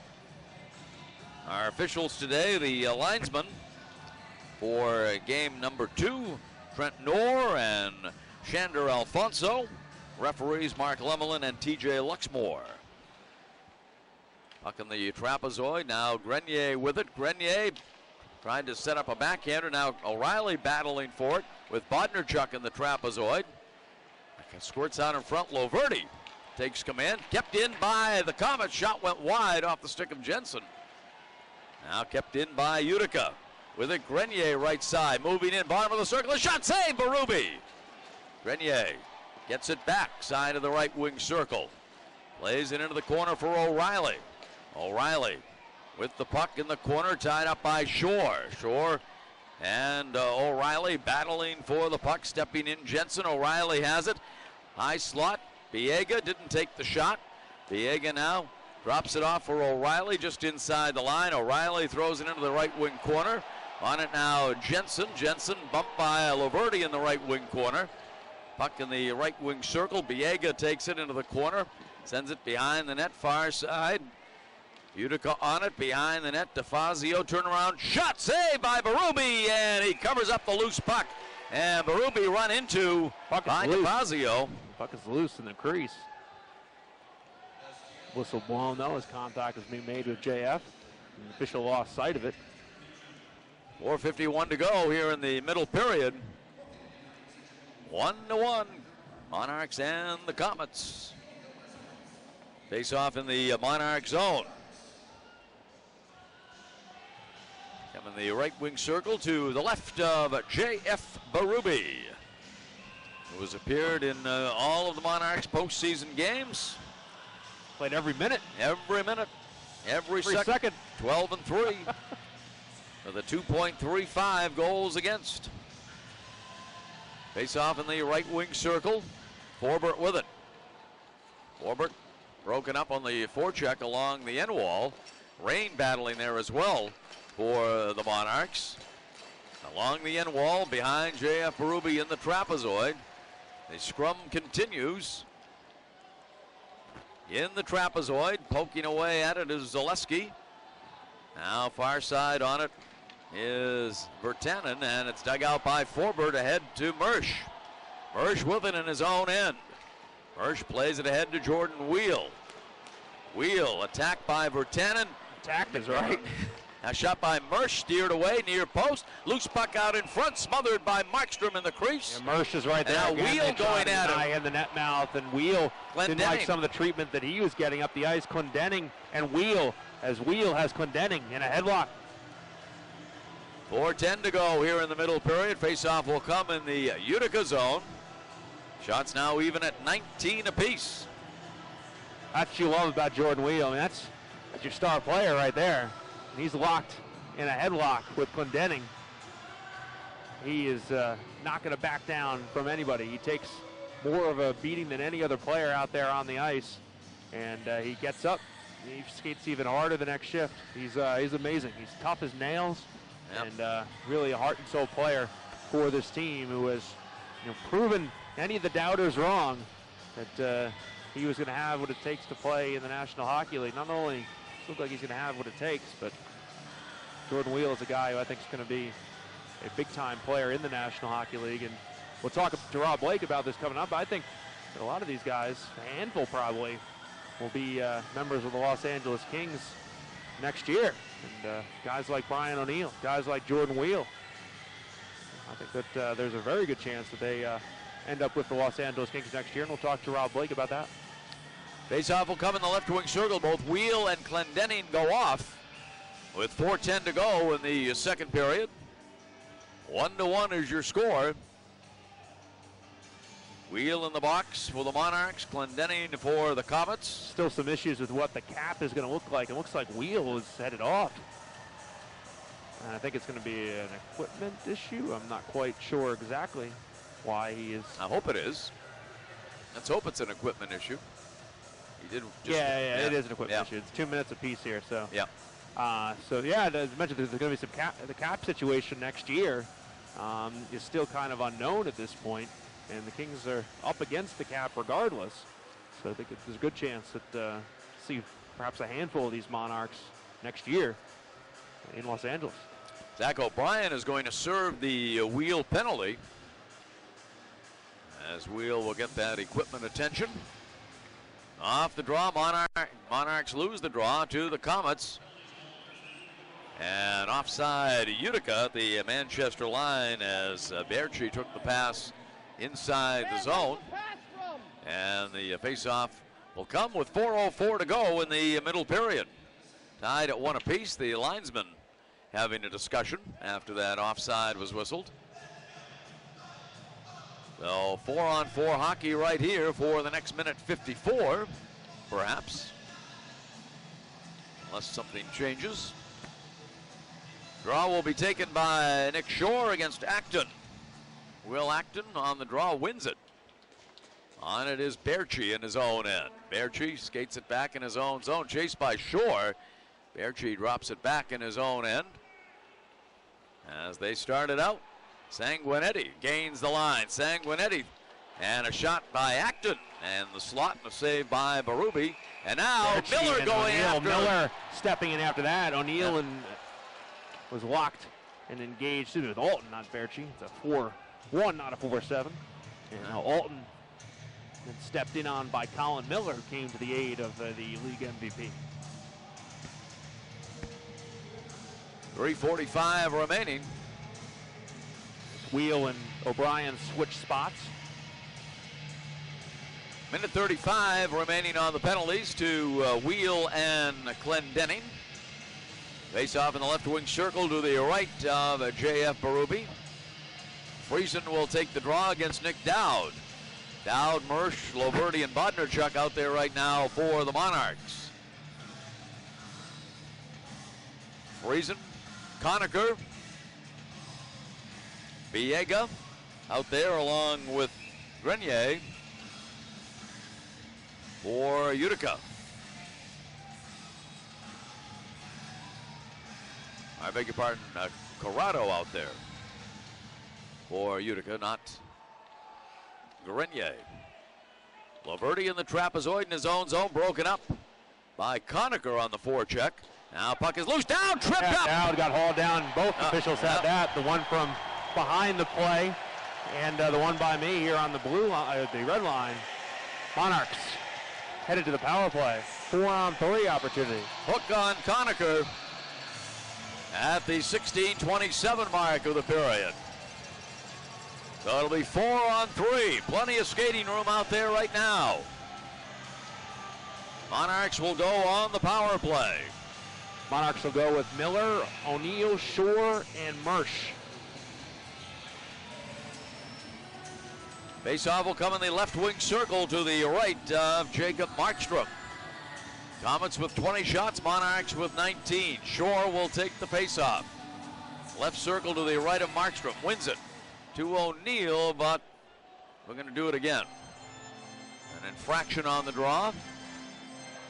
So the Monarchs. Mersch will have to take the draw. Mersch will take it. Left wing circle to the right of Markstrom.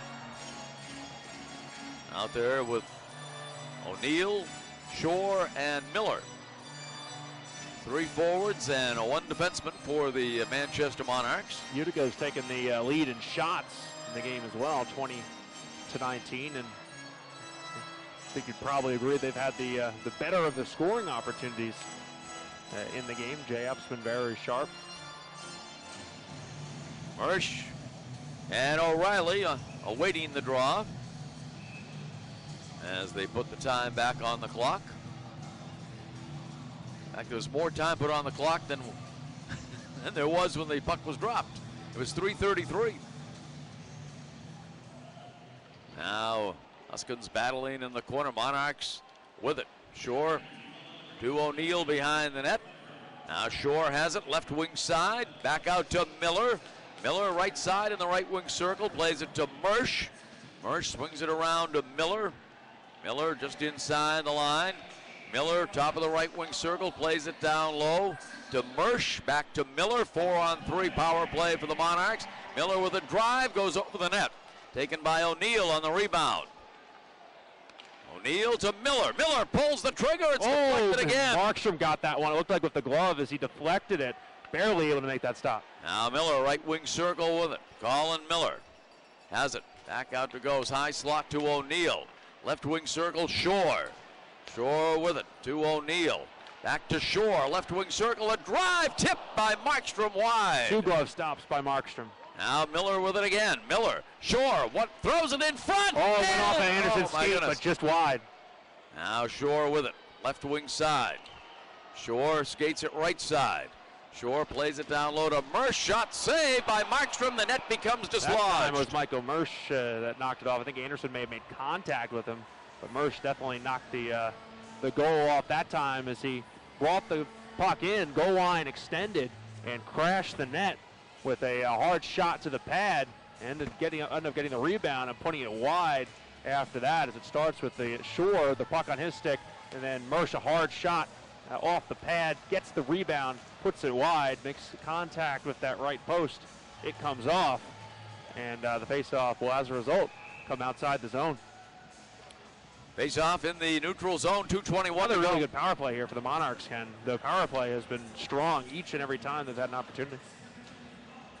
10 seconds remaining on the 4-on-3 advantage for the Monarchs. Then it will become a 5-on-4 skating advantage. With Wheel coming out for the Monarchs. Now O'Brien right side with it. O'Brien right wing circle. Now back out to the line to Loverty. Zach O'Brien right wing circle. His drive and a save by Markstrom at the far post. Again, the glove save. This time he was able to make it clean. Previous he had just been able to make contact with the glove to keep the puck out of his cage. That time he's able to field it and hold for the faceoff to his left. 31 seconds to go on the penalty to Conacher for taking down Nick Dowd.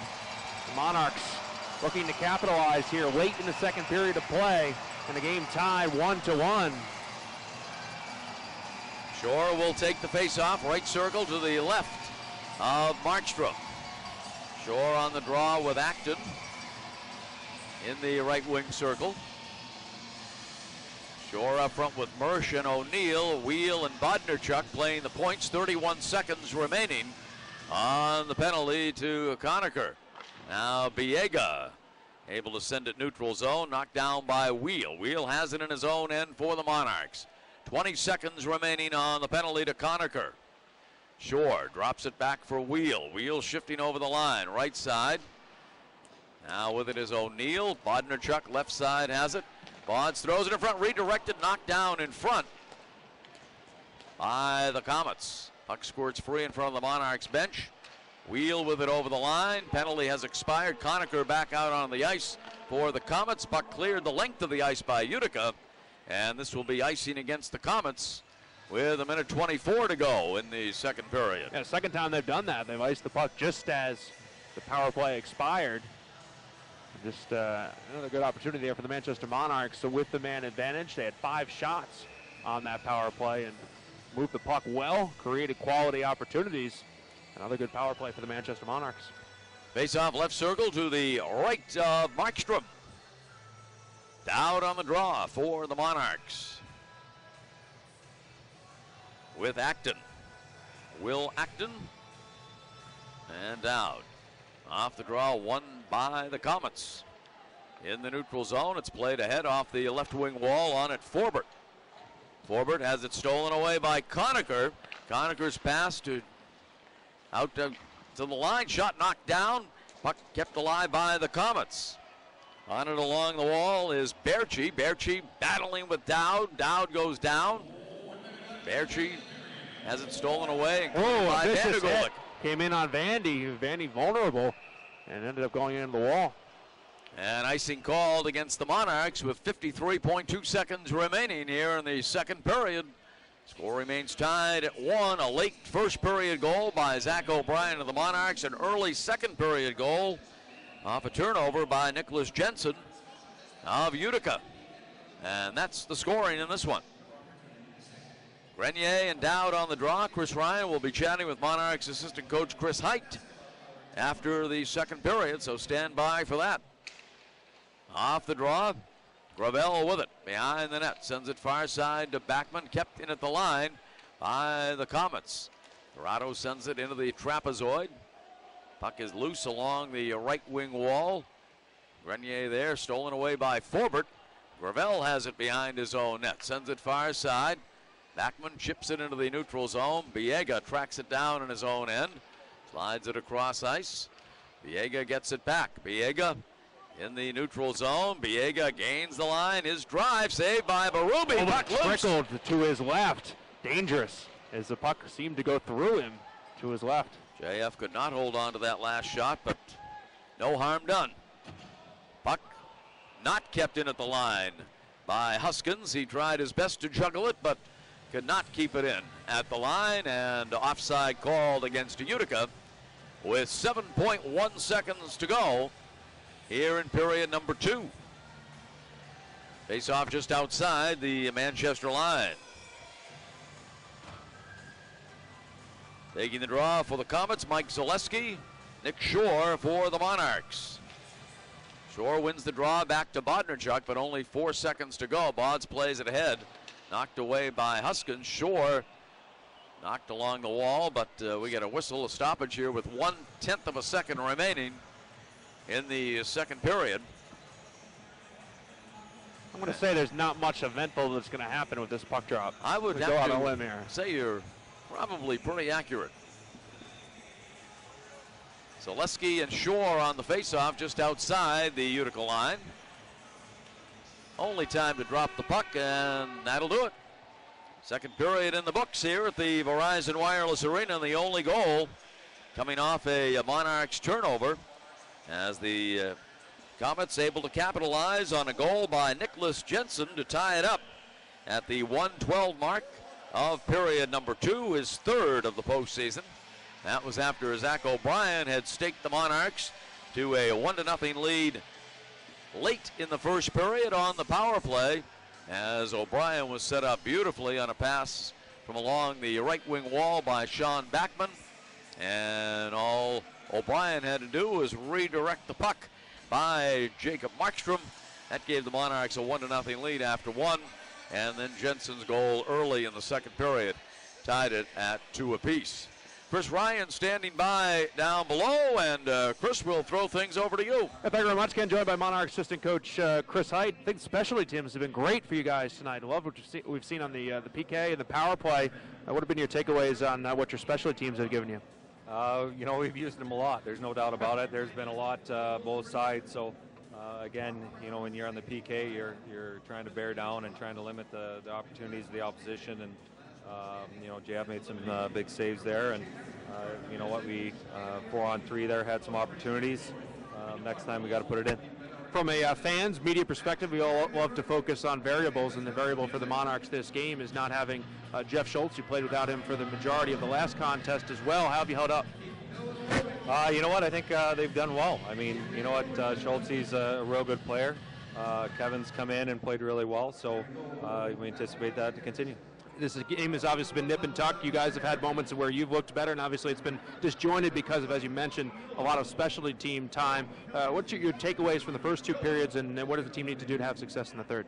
Well, we got to get back to our game. It's 2 good hockey teams going at it, and going end to end, and lots of special teams, like I said. But you got to bear down for 20 minutes and get the win. All right, thanks a lot. Thank you. Monarchs assistant coach Chris Height. We send it back up to you, Ken. All right, Chris, thanks to you and thanks to Chris Height.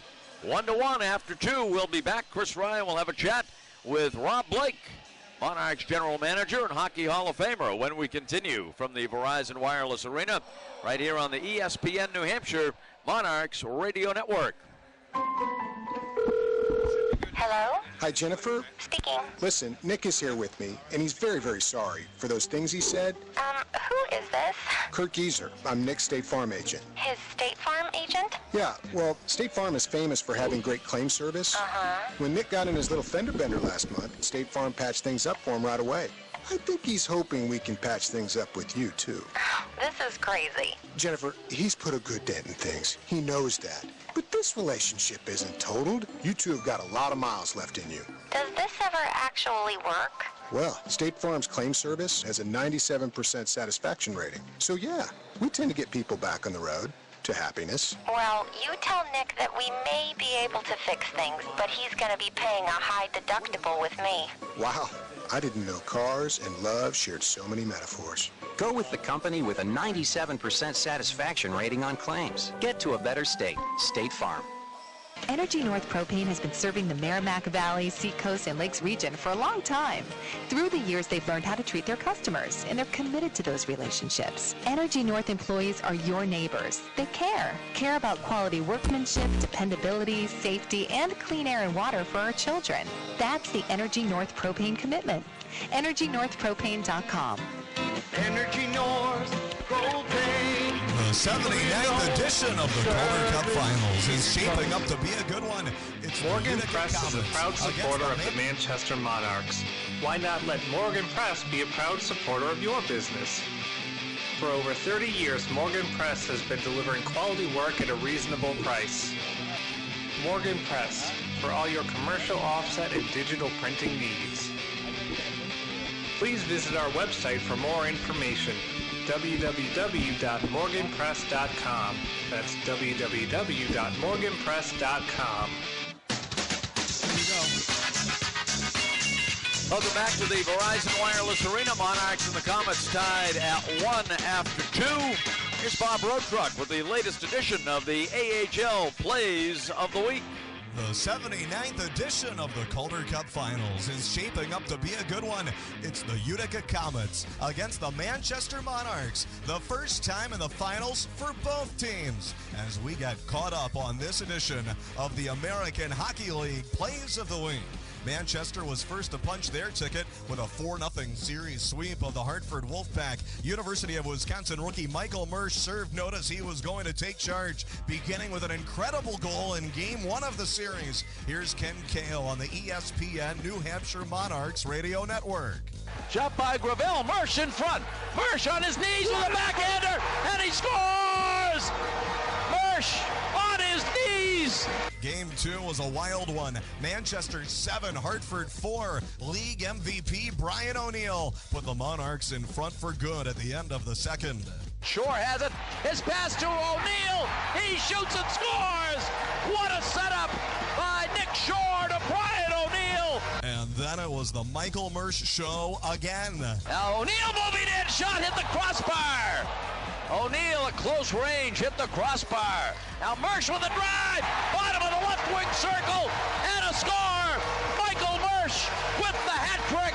Monarchs 7 and the Wolfpack 3. Game 3, back to Hartford, Connecticut. Not a problem for the Monarchs in a 5-3 win to take full command of the series. 2-on-1 with Shore. Backman over the line. Left circle, his drive, score!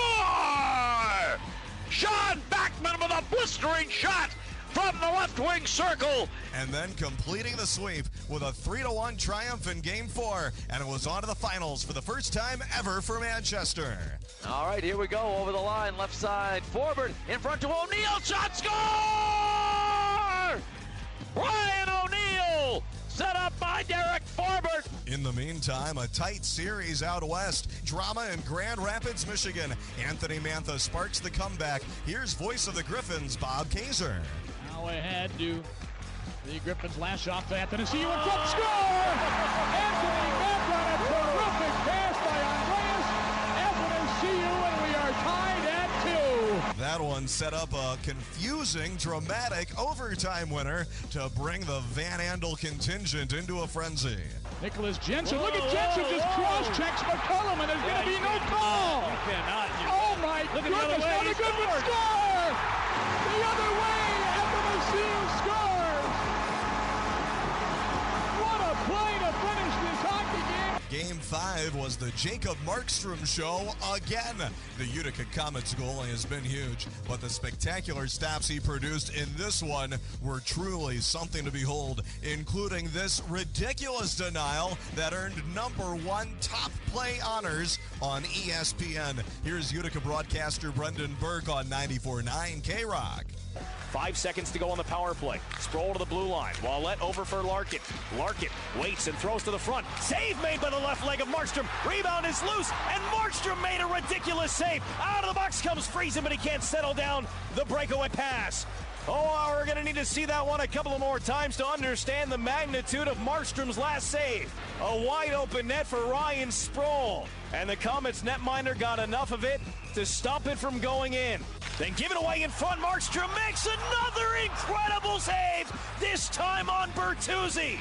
Just an awful giveaway by Frank Corrado, a 2-on-0 down low. Executed perfectly, except for Bertuzzi being robbed by the left leg of Jacob Markstrom. 2012 AHL MVP Corey Conacher helped lead the Norfolk Admirals to a title, and now he's clutch for Utica in 2015 with 3 goals in a 4-game stretch, including this timely marker in Game 6 to spark the Comets in their clincher. Anderson over for O'Reilly. O'Reilly steps around Zengerly, took a hack on the stick, keeps on moving into the zone, into the slot, all the way over. Conacher scores! A quick release from Corey Conacher, and the Comets open the scoring here in the second period. 1-0 Utica on Conacher's 4th of the playoffs, his 3rd of the series. Then the countdown was on, and the Odd sent into a frenzy as they closed the deal. It's taken by Grenier. He'll hang on to it. Grenier up ice, looking to get to the red line. He will. He floats it. He scores!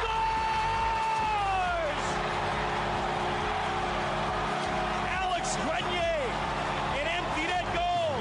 The Comets a 2-0 lead and a minute and 14 seconds away from a trip to the Calder Cup Finals.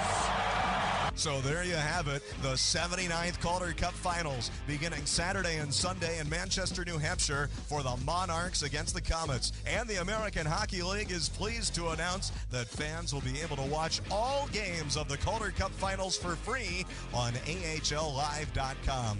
Enjoy the Calder Cup Finals, everyone. It's the best time of the year to be a hockey fan. I'm Bob Rotruck for your American Hockey League Plays of the Week. All right, Bob, thank you very much. We're between periods 2 and 3. The Monarchs won, the Comets won Game 2 of the Calder Cup Finals. Continue in 2 minutes right here on the ESPN New Hampshire Monarchs Radio Network. Checking air travel options? Check Manchester, Boston.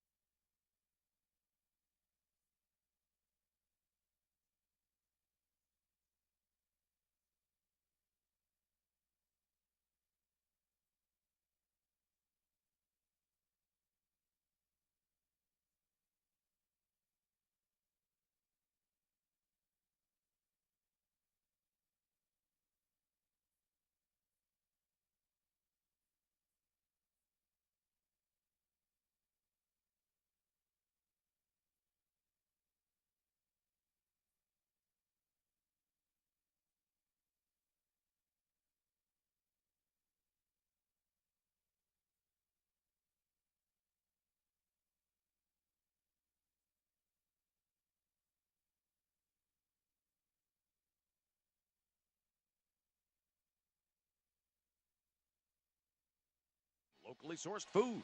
JD's comfortable decor reflects the old mill architecture of the Manchester Historic Mill Yard. Before or after the game, for lunch or dinner, or just a fun night out with friends, try the upscale tavern, JD's Tavern at the Radisson Hotel, downtown Manchester. Manchester Subaru is New England's largest volume Subaru dealer. Come check out the all-new Subaru 2015 Outback, starting at $269 per month. Don't forget about the family favorite vehicle, the Forester, getting 32 highway miles per gallon. If pricing is your goal, Manchester Subaru will never put you in the penalty box. Call them today at 888-223-7455 or visit them on the web at manchestersubaru.com. Test drive a Subaru and receive 2 tickets to any Manchester Monarchs home game. Here you go. Joined by Monarchs General Manager Rob Blake, and just, your overview of what you've seen from the Monarchs team this year and what has led to them being in the position that they're in right now. Well, I think number one thing is their compete level. It seems every time we've watched them, they compete at a high level throughout the roster. And then when you add that with some skill and some of the veterans they have with solid goaltending, you can see how they've gotten to this step. And they've been fun to watch along the way. How about the personality of the team as well? And I know that the Dean really looks really hard at the type of guys who he wants to have on each team. Coach Stuthers has mentioned the fact that it seems that everybody blends well together. You have certain different types of guys, the high-intensity guys who are on themselves, miserable the entire game, the guys who are loose. Is that important within a dressing room, and is that one of the reasons they've been successful? I think so. I think a lot of that is the character. You got good character guys. They seem to get along well.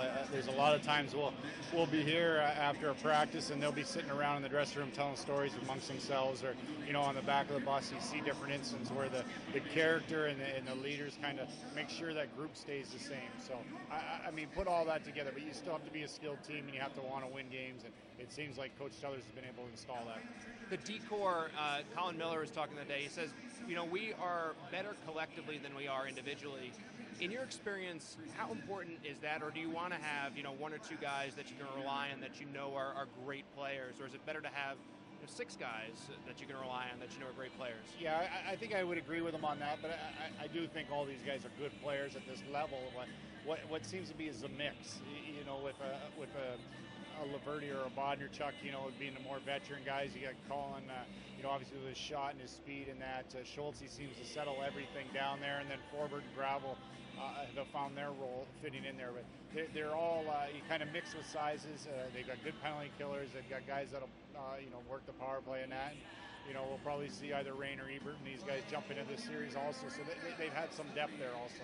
Has Wheel answered all the questions in regards to the size factor? And I think it's kind of a stigma that still exists, obviously, in the NHL, where guys who are smaller have to prove themselves a little bit more. But I would say that you look at O'Neill, Backman, and Wheel. Those are probably the three toughest guys on the team, and Wheel might be the toughest out of all of them with what he takes on a day-in, day-out basis. Yeah, and I don't think he's ever stopped proving himself in that aspect. I think it's been his whole career, but it seems to me he's taken it up even a notch here. I think the second half of the year and into the playoffs, and what he's wanted to do is to prove everybody that he can play, and that's what you want, along with Mersch, with O'Neill, you mentioned Backman, all these guys kind of get in there, and they found roles on this team where they can be competitive, they can show their character, and they can use their skill, and they've been able to be successful.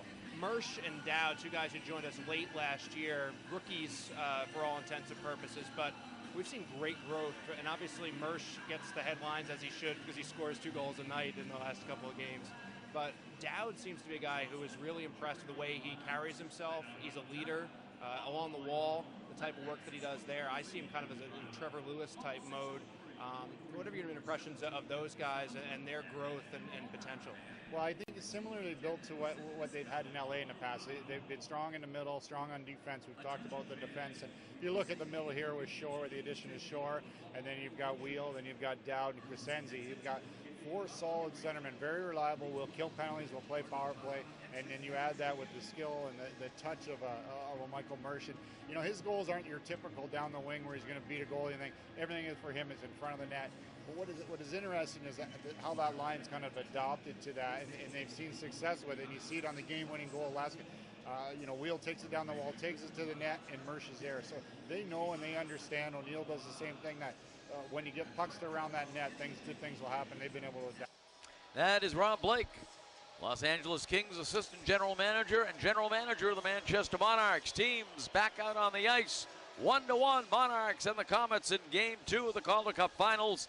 Third period action coming up on the ESPN New Hampshire Monarchs Radio Network. Checking air travel options? Check Manchester Boston Regional Airport first. Check MHT for easy access, affordable on-site parking, free Wi-Fi, and access to the Centrix Bank Business Center. Check MHT for non-stop jet service to Atlanta, Baltimore, Washington, Charlotte, Chicago, New York, Orlando, Philadelphia, Tampa, Washington National, and more. The next time your plans call for air travel, remember to check Manchester Boston Regional Airport first. Buy local, fly MHT. How are we doing on time? Call 211 and be a part of the solution of reducing underage drinking. 211 New Hampshire and the Division of Liquor Enforcement have formed a partnership to provide an anonymous tip line to report planned underage drinking parties. Your call to 211 may prevent a call to 911. New Hampshire Liquor Enforcement and the Buyers Beware campaign want to remind all adults that in New Hampshire, it's against the law to provide alcohol to minors. Keep New Hampshire's youth safe by supporting 211 and the Buyers Beware campaign.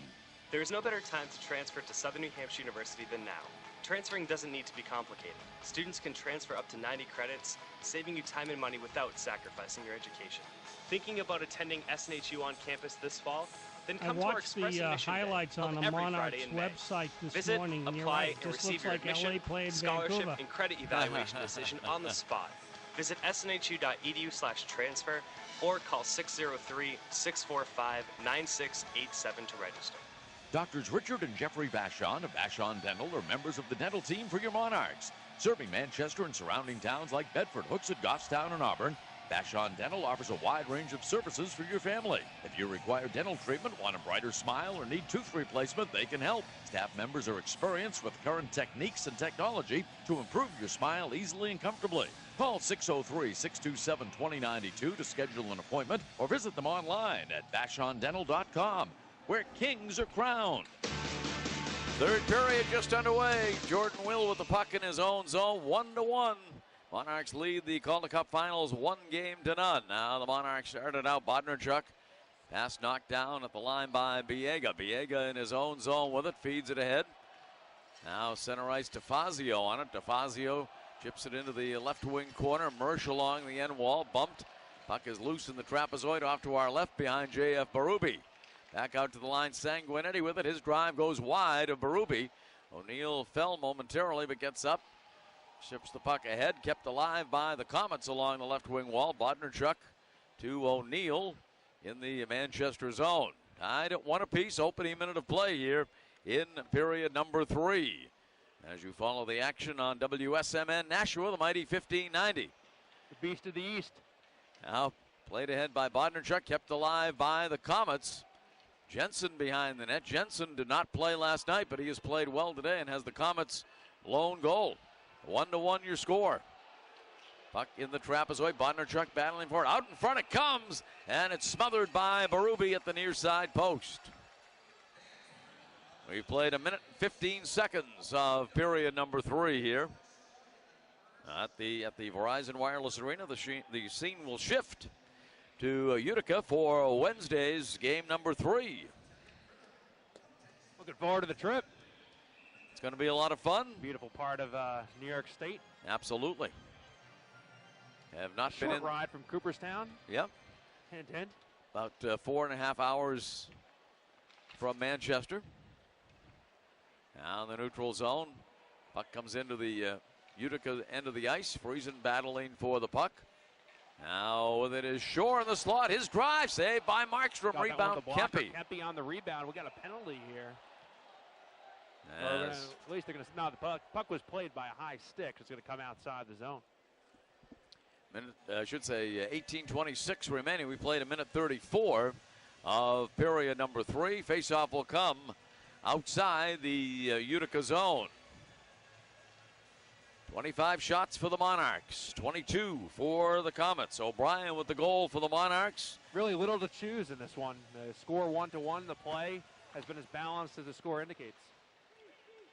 Puck in the neutral zone, center circle. Acton battling for it. Now up with the puck for the Monarchs is Forbert. Forbert wraps it around the wall on the near side. Along the right wing wall, kept in by Crescenzi to Auger. Auger out there along with Crescenzi and Bissonette up front for the Monarchs. Biss battling far side, Clendenning on it. Clendenning drops it off into the neutral zone. Acton on it there. Bumped by Rain as he released the puck. Berube leaves it behind the net for Forbert. Derek Forbert starting out of his own zone. Forbert plays it ahead, knocked down along the wall. Now puck sent behind the net, giving chase. Rain on the far side, battling along the wall. Monarchs come away with it. Now kept alive by the Comets along the right wing wall. Battling there is Vertanen for Utica. Puck side of the net, covered up by Berube. Yeah, JF just calmly put that glove out there, brought the puck in and hold for the faceoff to his left. And just a huge game in this series. And, you know, obviously each game that goes by gets a little bit bigger and more important. And for the Manchester Monarchs, looking to keep home ice, heading into an unknown environment in Utica. For the Utica Comets, looking to take home ice here in this game number 2. And both teams with so much on the line. In a game that's tied, 17:25 to go. Now behind the net, thrown out in front by the Comets. With it now, Biega tees it up. Throws it in front. There's a backhander in front, saved by Berube. Nice stop by JF. He tracked the puck well. A lot of bodies converging around him in that instance. A tough save to make when you feel like everything is collapsing around you. But JF able to see the puck through traffic and make the stop. That was Cal O'Reilly with that backhander in front. 17:15 to go in the third. Last night, Monarchs 3-2 winners in overtime and a goal by Michael Mersch, but can't forget that tremendous rush down the left side by Jordan Wheel to set the whole thing up. Acton will take the face-off against the aforementioned Jordan Wheel for the Manchester Monarchs. As they get set for the puck drop, and now false start. And a Wheel gets the boot, as does Acton. Wheel's back. No, Wheel's back. I'm sorry. DeFazio wins it straight back. Helmet knocked off. wrapped around the wall, kept in by Biega at the line, throws it in front, knocked down by Miller. Puck loose in the right wing circle. Now Mersch battling along the right wing wall for the puck. Mersch up with it, still has it, drops it back in his own end. Colin Miller has it. Miller sends it far side, kept alive by Acton. Back out to Biega it goes, slides it across. There's a drive by Corrado. That's deflected wide. By Burby. Nice play by JF. He's been solid today. Puck loose along the end wall. Dug out by Gravel. Gravel starting out of his own zone. Gravel at center ice, sends it ahead to Mersch, left side. Mersch to Wheel. Wheels pass deflected in on the goaltender, returned to the side. He had O'Neill wing side, but didn't have a lot of space to get it to him. He moved it on towards the net, and Markstrom makes the right play at the right time, deflecting the puck away from the net mouth. Icing now called against the Comets with 16:20 to go in the third period. Monarchs and Utica tied up at 1 apiece here at the Verizon Wireless Arena. Face off right circle to the left of Markstrom. Nick Shore will take the draw for the Monarchs. Shore up front with Adrian Kempe and Zach O'Brien. Bodnerchuk and Loverty on defense. Acton will take the face-off for the Comets. Monarchs 1 for 3 today on the power play. Utica 0 for 4. So the Monarchs have won the battle of special teams, as Chris Ryan and Chris Hite talked about between periods. Kempe on it, deep in his own zone. Adrian Kempe. He played the first 4 minutes, so this third period even. Now Anderson sends it into the neutral zone. On it, Grenier, and offside called against the Comets. They have been so quick on those offsides here in these first two games. In that instance, you don't care too much from a Monarchs perspective because you don't want speed attacking into the Monarch zone from our perspective, but really slows down the play if you don't give them that neighborhood around the line. Friesen and Shore on the draw just outside the Monarchs line. We played exactly 4 minutes of the third period, tied at 1. Rain slides it across ice to Forbert to Shore. Shore sends it into the neutral zone. Knocked away by Anderson, kept alive by Shore along the left wing wall. Now Conacher gets it to Friesen. Now played ahead, and we nearly had a breakaway there for the Utica Comets, but Berchi could not catch up with it. Rain has it in his own end. Now in the neutral zone, knocked down by Anderson. He plays it back in his own zone for Clendenning. Now Berchi with it in the slot, drops it off right side, deflected by Forbert, kept alive by Berchi. Now puck deflected, up with it Rain, takes it behind his own net, sends it far side for Forbert. Forbert along the right wing wall to Shore at center ice, now to O'Brien, shifting over the line left side. O'Brien takes it behind the net on the backhand, tries the wraparound save by Markstrom. Wow, puck goes wide, Dowd keeps it in, shot by Gravel, goes over the net. Taken now by Jensen in his own zone. Jensen. Nice move by Jensen. He's been a difference maker in this game for them. He has a goal. Throws it off the end wall. He did not play in game 1. Yep. The lone goal for the Comets by Jensen off a Monarchs turnover early in the second period. Zach O'Brien with the lone goal for the Monarchs. Now Vandergulik plays it into the Utica end of the ice. Taking it behind his own net. Corrado, he's bumped by Dowd as he let go of the puck. Now far side, Grenier on it. Bumped by Dowd in the left wing corner. And we're going to get a penalty coming up. And this one will be against the Comets. As you can tell from the approval of the crowd here at the Verizon Wireless Arena. Biega is going to get it. 5:40 into period number 3. Biega no one goes has off. been too pleased with the penalty calls tonight, either side. Cross-check the call on Biega. So the Monarchs will have an opportunity on the power play. Monarchs 1 for 3 on the power play in this one. Now, hockey players are fairly honest, too. Generally, they will not put up a big argument unless they believe that they have truly been wrong. But just about every single penalty here tonight, there has been real strong opposition from the individual that was signaled Shore will take the draw, left circle with Acton. Monarchs on the power play. Now battling for the puck along the wall. Mersch, O'Neill, puck comes far side. Wheel keeps it in, just kept it in at the left point. Drops it offside of the circle to Shore. Shore with it, Shore back out to Wheel. Wheel skates the line, drops it off for Shore, left circle. Down low to O'Neill. O'Neill in the trapezoid, battling with Huskins. Now Shore, back it goes. Center point, Wheel. Wheel takes it right side. Wheel right wing circle. Wheel head fakes, throws it in front, deflected into the left wing circle, taken by Shore. Shore with it in the left wing corner. Back up top to Wheel, skates the line. Wheel has it right wing side. Right wing circle. Wheel takes it behind the net. Shore tracks it down left wing side. Back to Wheel, side of the left wing circle. He's tied up, stolen away by O'Reilly. And O'Reilly sends it in on Berube.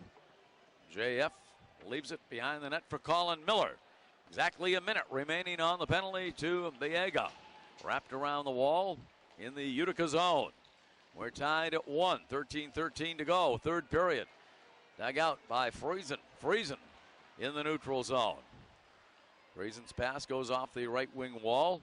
Now taken by Bodnarchuk. Bodnarchuk with it in his own end. Sends it near side for Colin Miller. Monarchs on the power play. Dowd sends it in off the right wing wall. Corrado on it. Drops it off for Clendenning. Kept in by Bodnarchuk. Bods drops it off for Backman. Outside of the circle, Dowd couldn't come up with it. Monarchs able to keep it in. Backman with it, drops it off for Loverty. Back to Backman, but the pass goes into the neutral zone. Gounce on it. Gounce over the line, right side, drops it off for O'Reilly. O'Reilly plays it along the end wall. O'Reilly tied up by Loverty along the trying end hard boards. to get that puck back.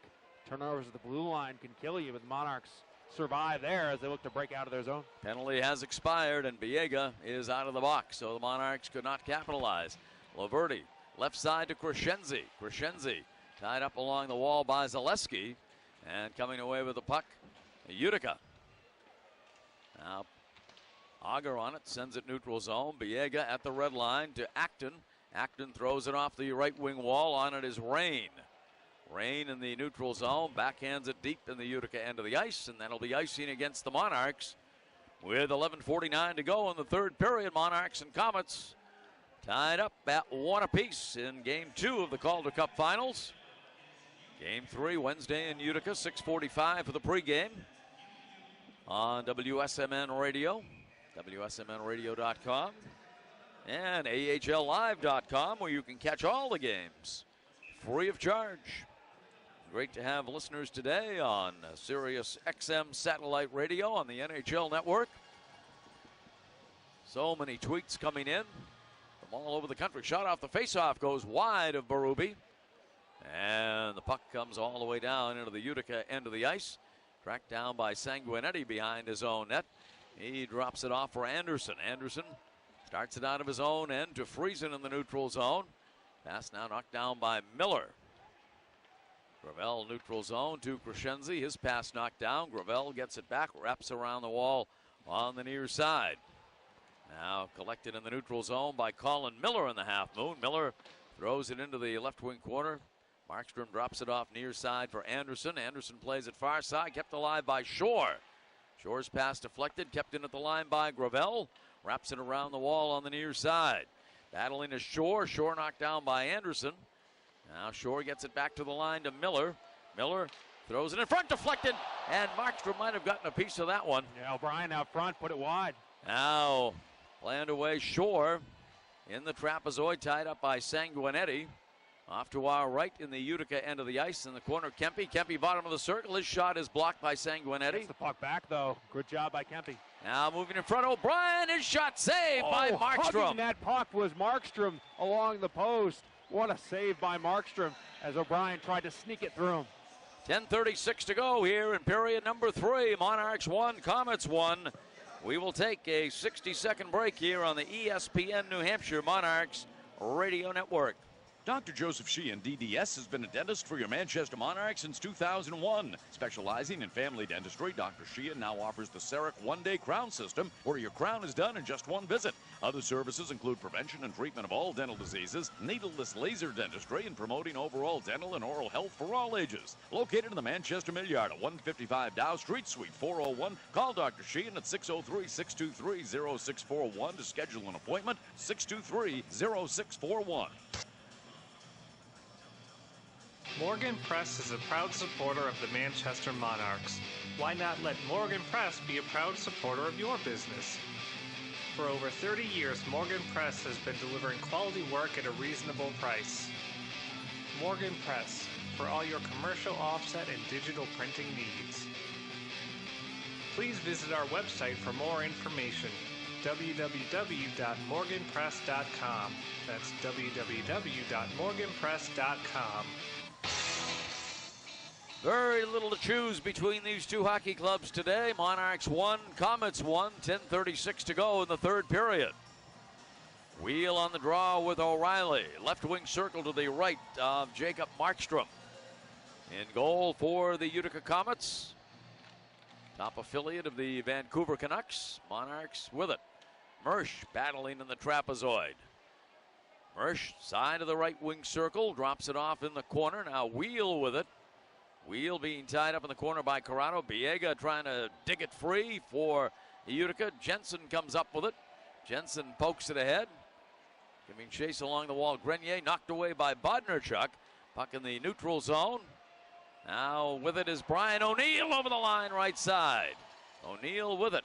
O'Neill drops it off for Wheel. Side to the right wing circle. Wheel to Laverty. His drive and scooped up by Markstrom, and he hangs on.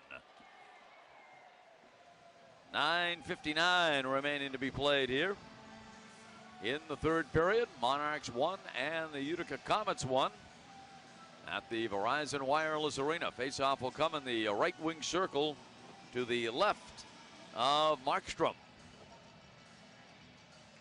Monarchs scoring late in the first period, a power play goal. Zach O'Brien set up beautifully in front by Sean Backman. Nick Dowd also getting an assist. Utica tying the game at 1:12 of the second period on an unassisted goal by Nicholas Jensen. Crescenzi on the draw with Acton. Now puck cleared into the neutral zone. Up with it now, Huskins. Huskins slides it across ice. Puck comes in off the end wall in the Monarch zone.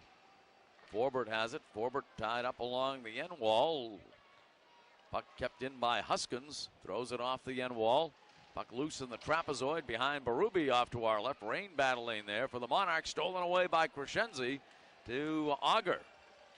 Now Crescenzi pokes it ahead for Bissonnette. He's broken up by Huskins. Now Biss battling in the trapezoid. Auger is there as well along the end wall for the Monarchs. And coming up with the puck, Clendenning.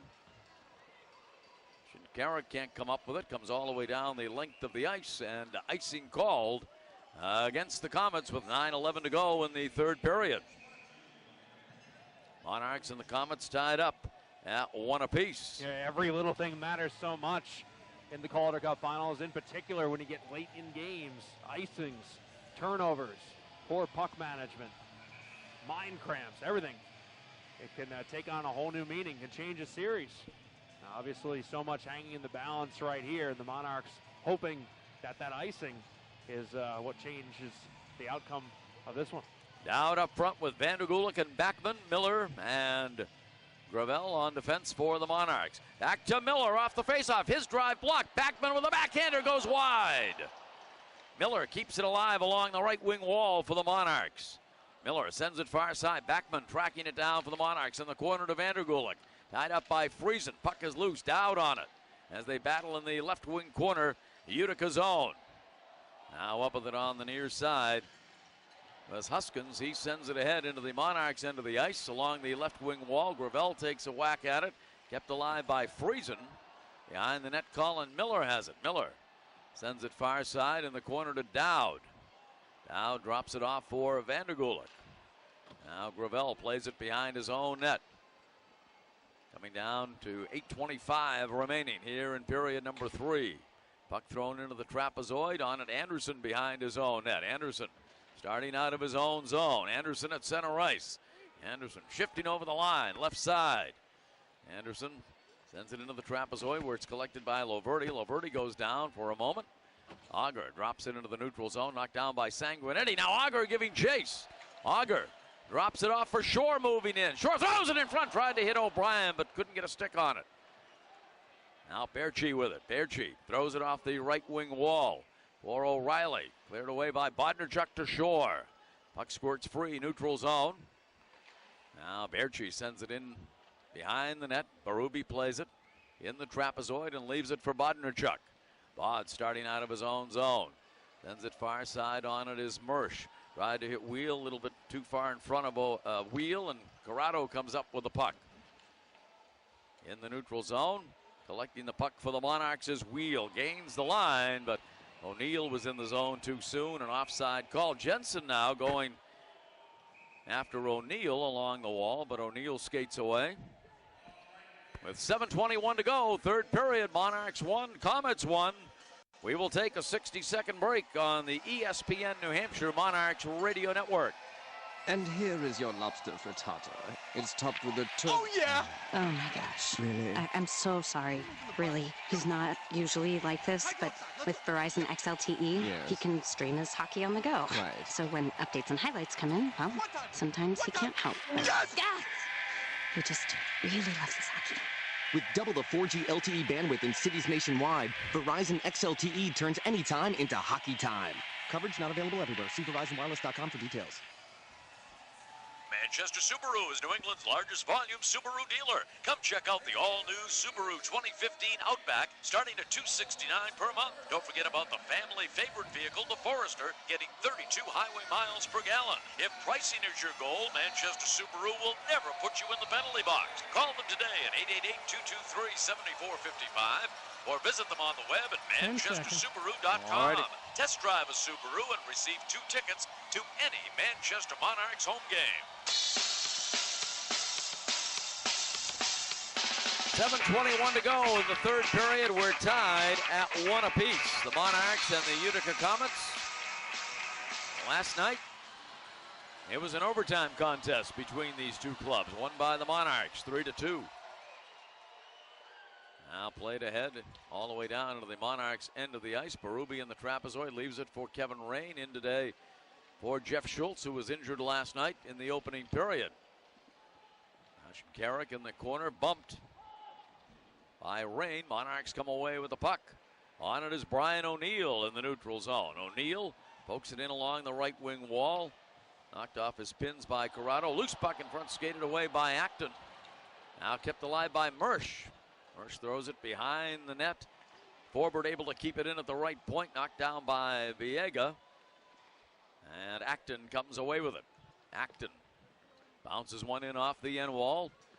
Karam collected by Colin Miller of the Monarchs. Miller trying to get away from the forechecking of the Comets. Drops it off for Gravel. Out of Vandergulik. Vandergulik in the neutral zone. Plays it behind the net. Stopped by Markstrom. Wraps it around the dasher. Kept in by Miller at the right point.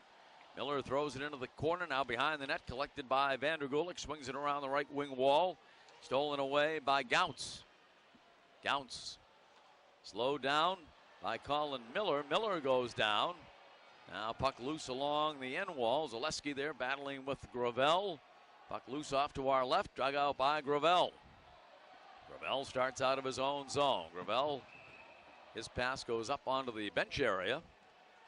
And we get a stoppage in play with 5:53 to go in the third period. 28 shots for the Monarchs, 24 for the Comets in this period. The Monarchs with 4 shots and the Comets with 3. Yeah, it's been a very cautious third period of play. There's not been a lot of high-quality scoring opportunities in this third at all. And obviously, these two teams also playing 2 games now in 24 hours as well. Long drive, Anderson blocked away by Berube, and it goes out of play. That's a big factor, and both these teams put a lot in last night. The game has been more managed, I'd say, in this game, too. More structure, And we've seen some undisciplined turnovers from both teams, but for the most part, for the much more structured contest, less chances taken. Face-off left circle to the right of J.F. Berube. The first period last night was insane. Everybody was going to 1,000 miles an hour last night, and that wasn't going to be sustained, but it has been much more managed. Now Berge broken up at the line. Puck stolen away, center ice by Zach O'Brien. O'Brien has it right wing side. O'Brien tied up by Anderson. Now Auger battling for the puck along the end wall in the Utica zone, tied up by Sanguinetti. Now Shore digs the puck free in the trapezoid. Shore with it on the backhand. Now on the forehand behind the net. Throws it out in front. Shot by O'Brien, knocked down. And Auger is down in the crease.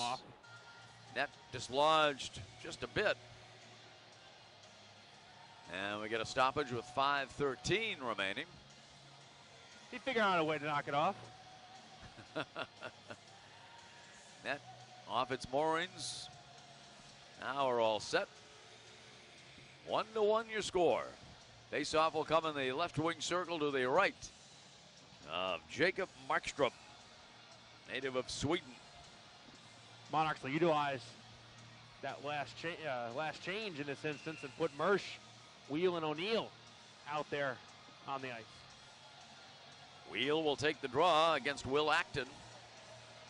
Left wing circle to the right of Markstrom. Off the draw with it, O'Neill. Side of the left circle. His drive, save, far post by Markstrom. Now Wheel with it along the end wall, battling with Acton. O'Neill on it, left wing side in the corner, battling with Biega. Harvard against Yale over there against the left wing wall. The battle in front of the net is the one to watch. Forbert a drive, knocked down in front, shot by O'Neill, was blocked by Biega. Kept in by Forbert. Mersch and Corrado just battling in front. It's insane. Here's Wheel, right wing circle. His drive goes over the net. Rebound by O'Neill. O'Neill with it to Wheel. Wheel in the trapezoid. Wheel with it on the forehand. Wheel on the backhand. Backhander knocked away by Markstrom. He got that one with the blocker steer to the side. Now Mersch along the end wall, battling with Corrado. Now with it, O'Neill. His shot saved by Markstrom. Close range shot by Brian O'Neill. Best shift of the night for those guys. Puck cleared to the neutral zone. Sent in off the end wall in the Manchester end. Miller. He's broken up on the forecheck by the Comets. Now puck is loose on it. Forbert. Forbert plays it ahead.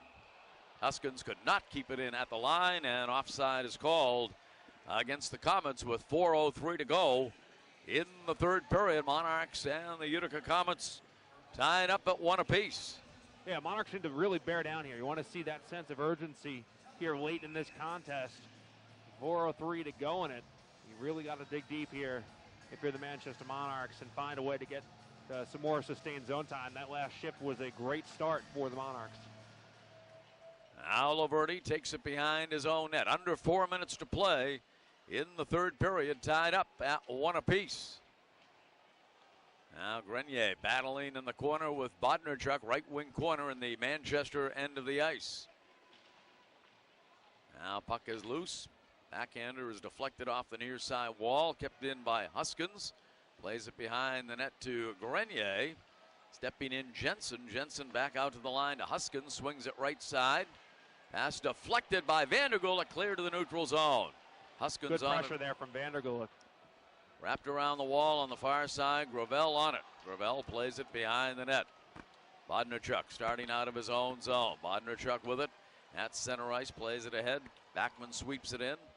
Around the dasher, far side. Shore keeps it alive to Auger. Auger tied up by Anderson. Shore gets it back. His pass is deflected. Berchi on it. Here, 4-on-3. Berchi, right wing side to Sanguinetti. His shot is blocked by O'Brien. What a job by O'Brien.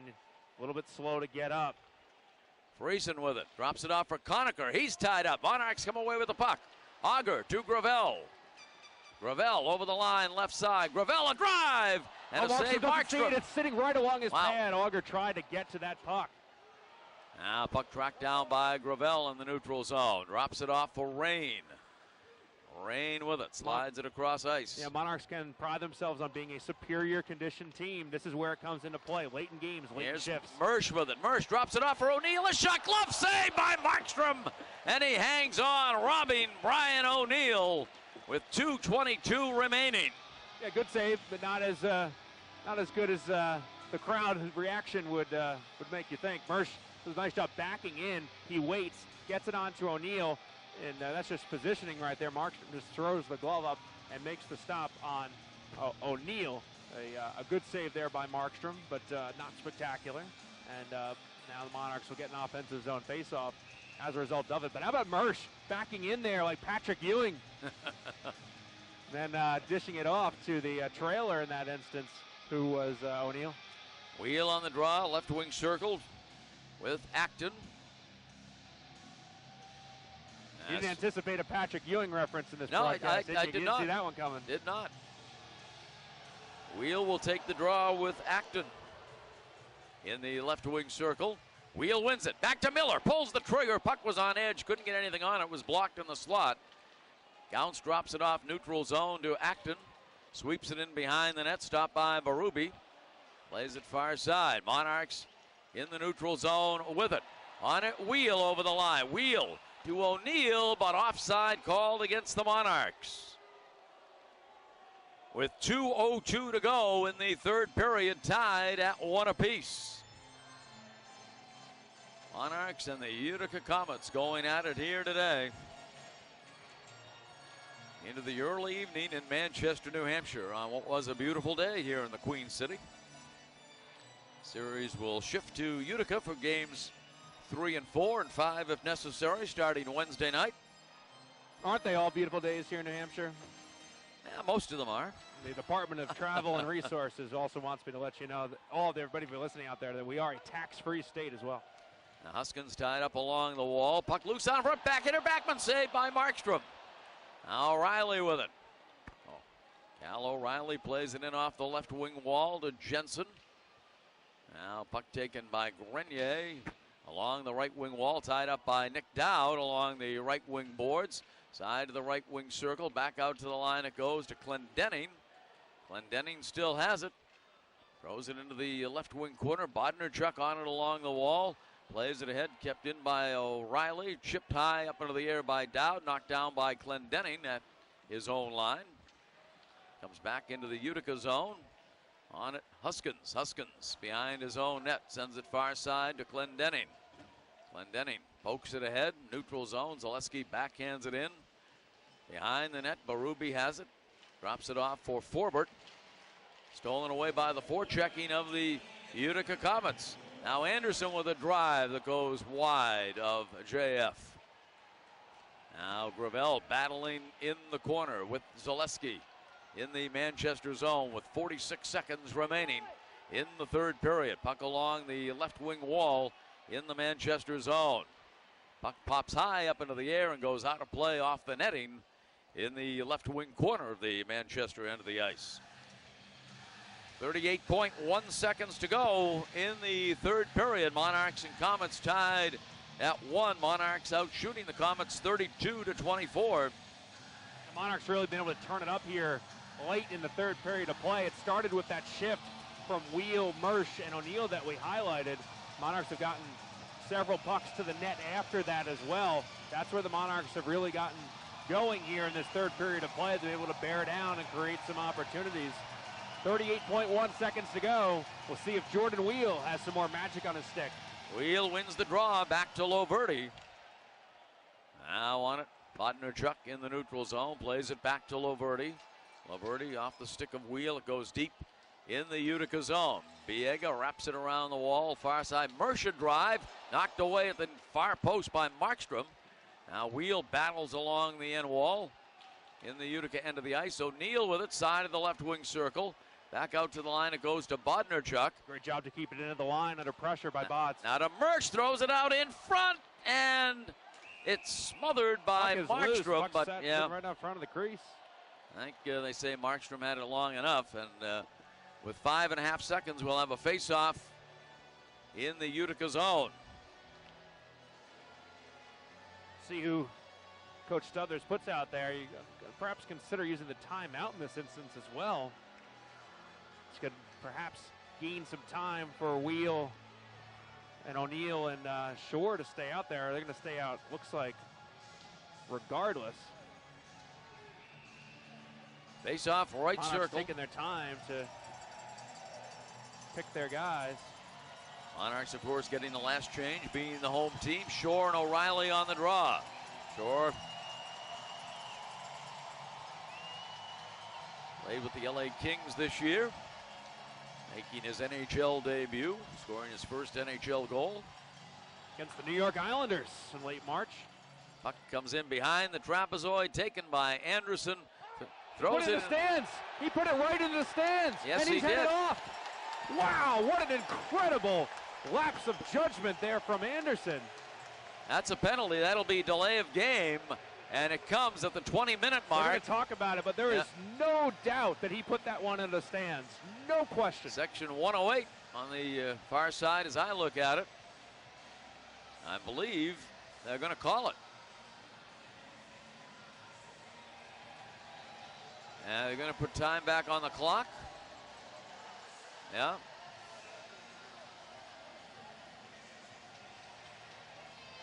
They're still the door is open. Yeah. They put one second back on the clock. Yeah. Face off. The penalty still hasn't been marked. There's nobody in the box. Now Anderson's headed over to the bench. Excuse me, the penalty box. And the Monarchs are headed to a man advantage. One of the incredible lapses you'll see. He was skating the puck, and the period was about to end, and he threw it in the stands. Unbelievable, but the Monarchs, if they don't score here with 1 second remaining, will start the overtime period on the power play.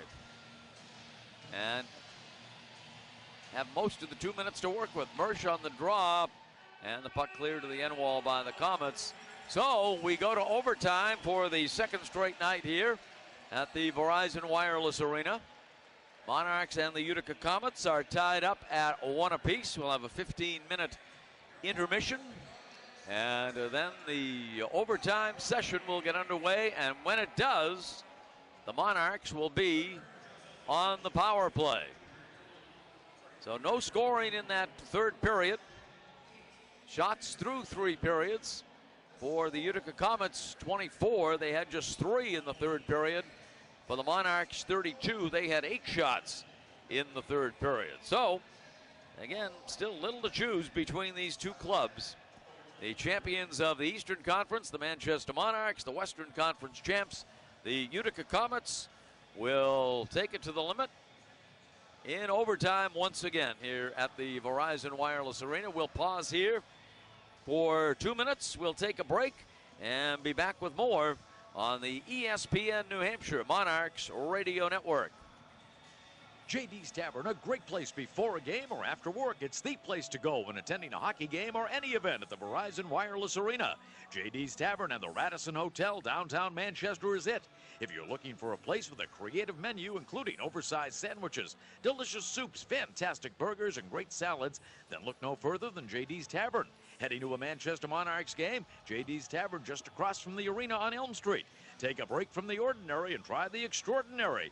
Stop into JD's for your next business lunch, after work, or a great night out with friends. Enjoy entrees like braised short ribs, grilled New York sirloin, and fresh catch of the day. Classic designer burgers, grilled flatbread pizza, and artisan cheese boards using locally sourced food.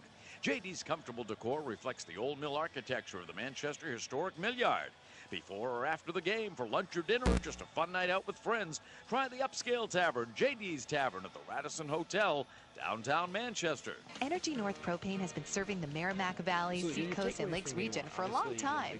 Through the years, they've learned how to treat their customers, and they're committed to those relationships. Energy North employees are your neighbors. They care about quality workmanship, dependability, safety, and clean air and water for our children. That's the Energy North Propane commitment.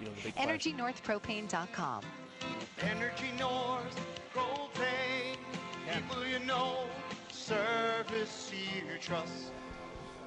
So Manchester Oral Surgery treats your Manchester Monarchs for their mouth, face, and tooth injuries. Dr. Mark Hochberg and Dr. Mark Abel can remove your wisdom teeth or place dental implants. Advances in technology like our cone beam CT scan and state-of-the-art infused bone grafting allows Drs. Hochberg and Abel to work with your dentist to replace your missing teeth without the need for removable dentures. Go where the Monarchs go to treat their injuries. Drs. Hochberg and Abel can be reached at www.manchesteroralsurgery.com or by calling 622-9441. State Farm, this is Greg. Just calling to say thanks for the gift of bagpipes. We switched our auto and You've home got insurance another to State 2-minute Farm break ready to go, right, Tim? Yes, I do. All right, thank you, sir. Save hundreds when you combine auto and home insurance with State Farm. Here's one that I call the Combine and Save Polka. Get to a better state. State Farm.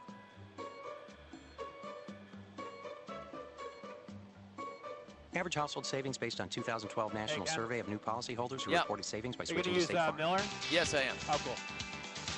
We are between the third period and the first overtime session here on this Sunday evening in Manchester, New Hampshire. Ken Cale, Chris Ryan here at the Verizon Wireless Arena.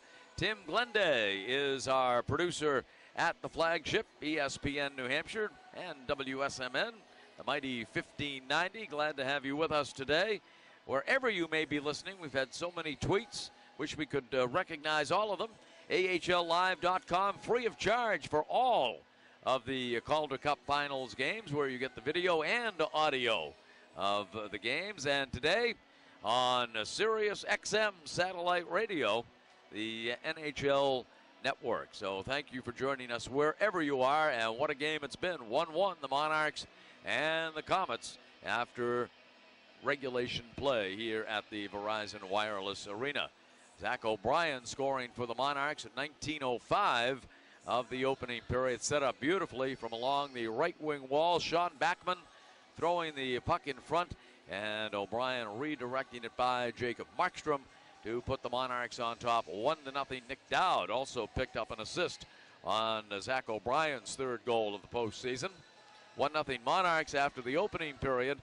Utica tied it up off a Monarchs turnover early in the second period on a goal by Nicholas Jensen. Jensen did not play in Game 1 last night, but certainly a factor in this one today. Unassisted goal for Jensen at 1:12 of the second period, and that has been the extent of the scoring here today. 1-1 as we head to overtime at the Verizon Wireless Arena.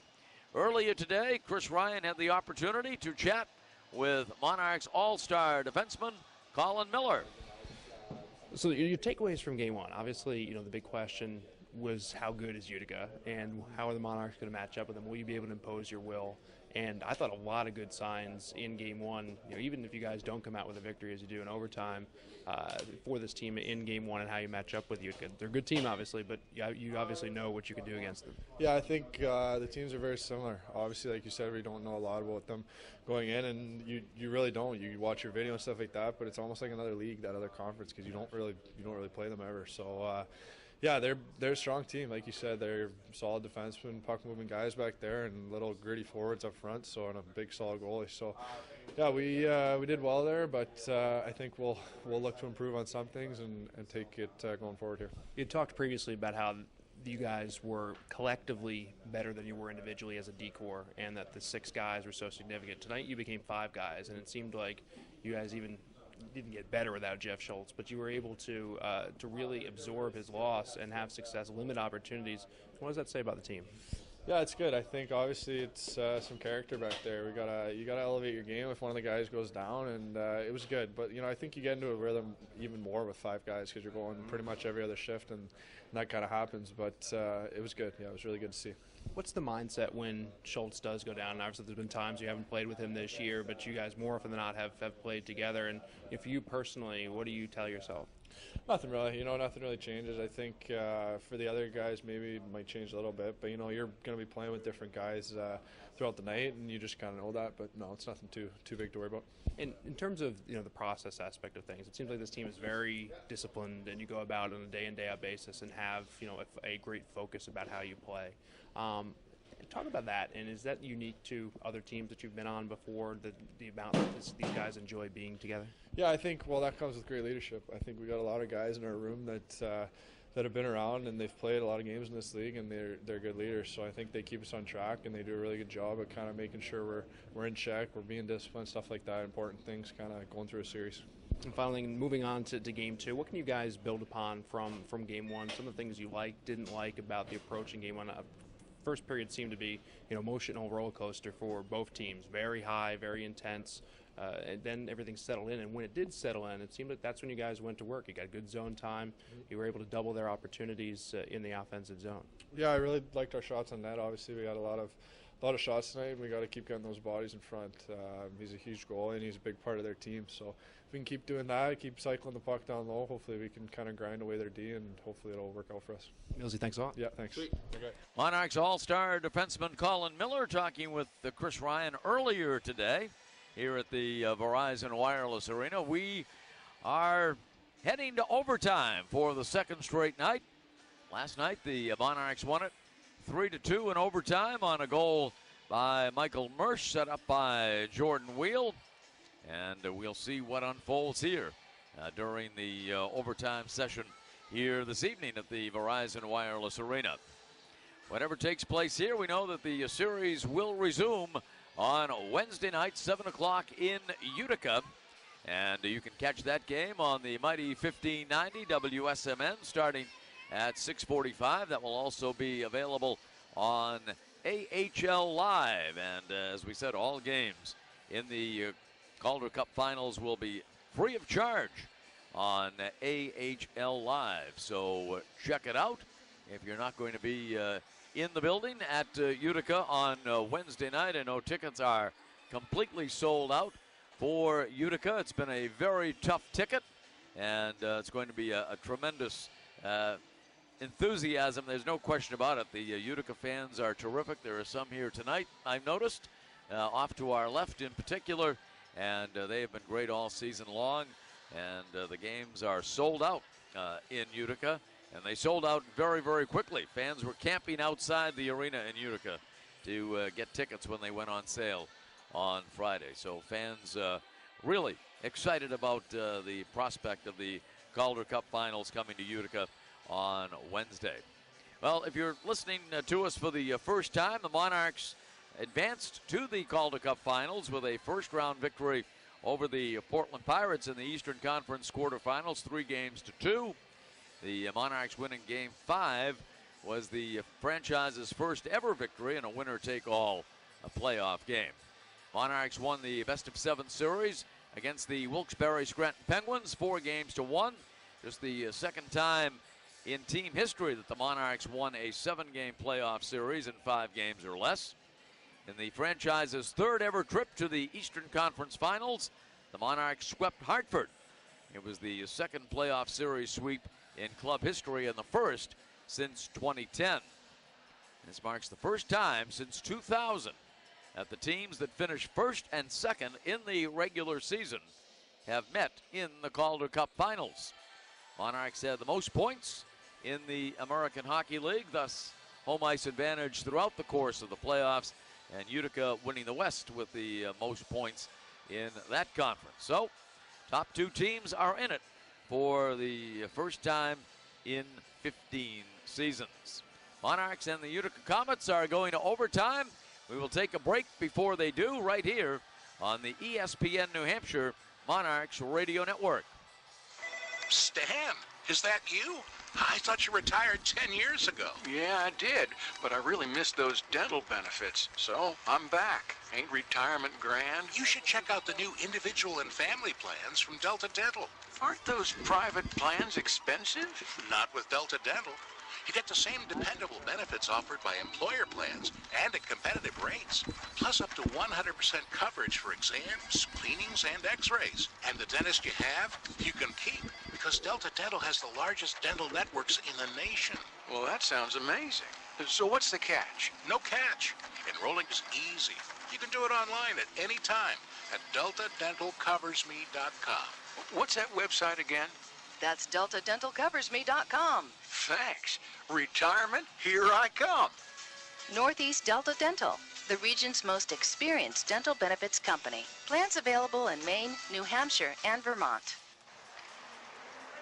Every day, kids playing sports suffer concussions. If a child isn't diagnosed and returns to play, their brain is vulnerable and an impact of minimal force can cause irreversible damage. It's called second impact syndrome, and it can result in attention deficit disorder, depression, and sometimes death. How can we prevent it? Coaches need to assess their players and prevent them from playing if they aren't reacting normally.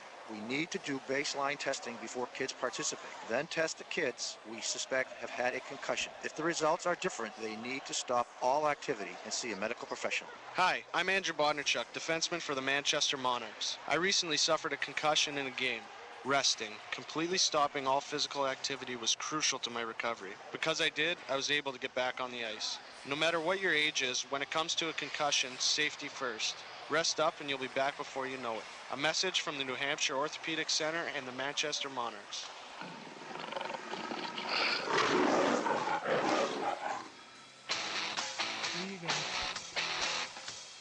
We are getting set for the overtime session here at the Verizon Wireless Arena.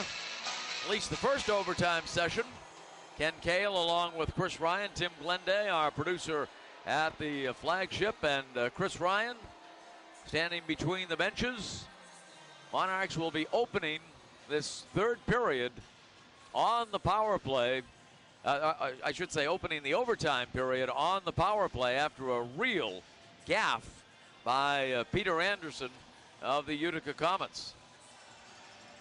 Yeah, there's no other way to put it. I mean, it's one of the more inexplicable mistakes I've ever seen in professional sports. He had no pressure on him. All he had to do was literally skate the puck for the end of the period. With 1 second to go, he puts the puck into the stands under no pressure. I've never seen anything like it. No, I don't think too many people have, actually. And if it results in a power play goal for the Monarchs, I'll tell you what, that'll make it all the worse for the Utica Comets and their legion of fans. So the Monarchs open up the overtime session with a 5-on-4 skating advantage for 1 minute and 59 seconds. And let's see if they can capitalize. The Monarchs in this game 1 for 5 on the power play. 2 for 9 in this series.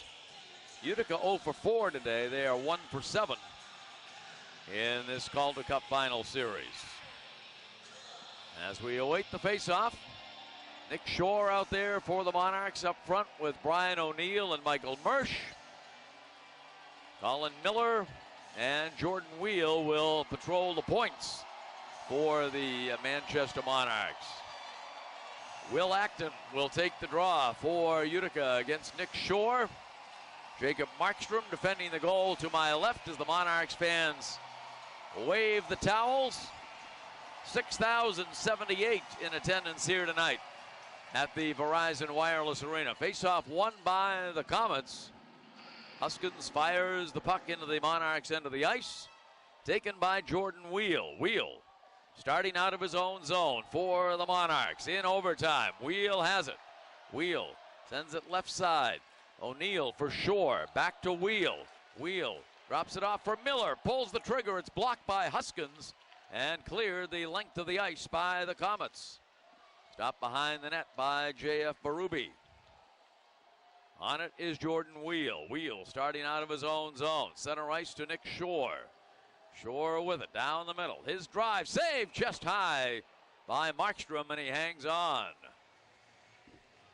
So Monarchs ended the third period playing really good hockey as we want the cup chants start to come from the fans here at the Verizon Wireless Arena. And the Monarchs last night, very good in overtime as well, third period.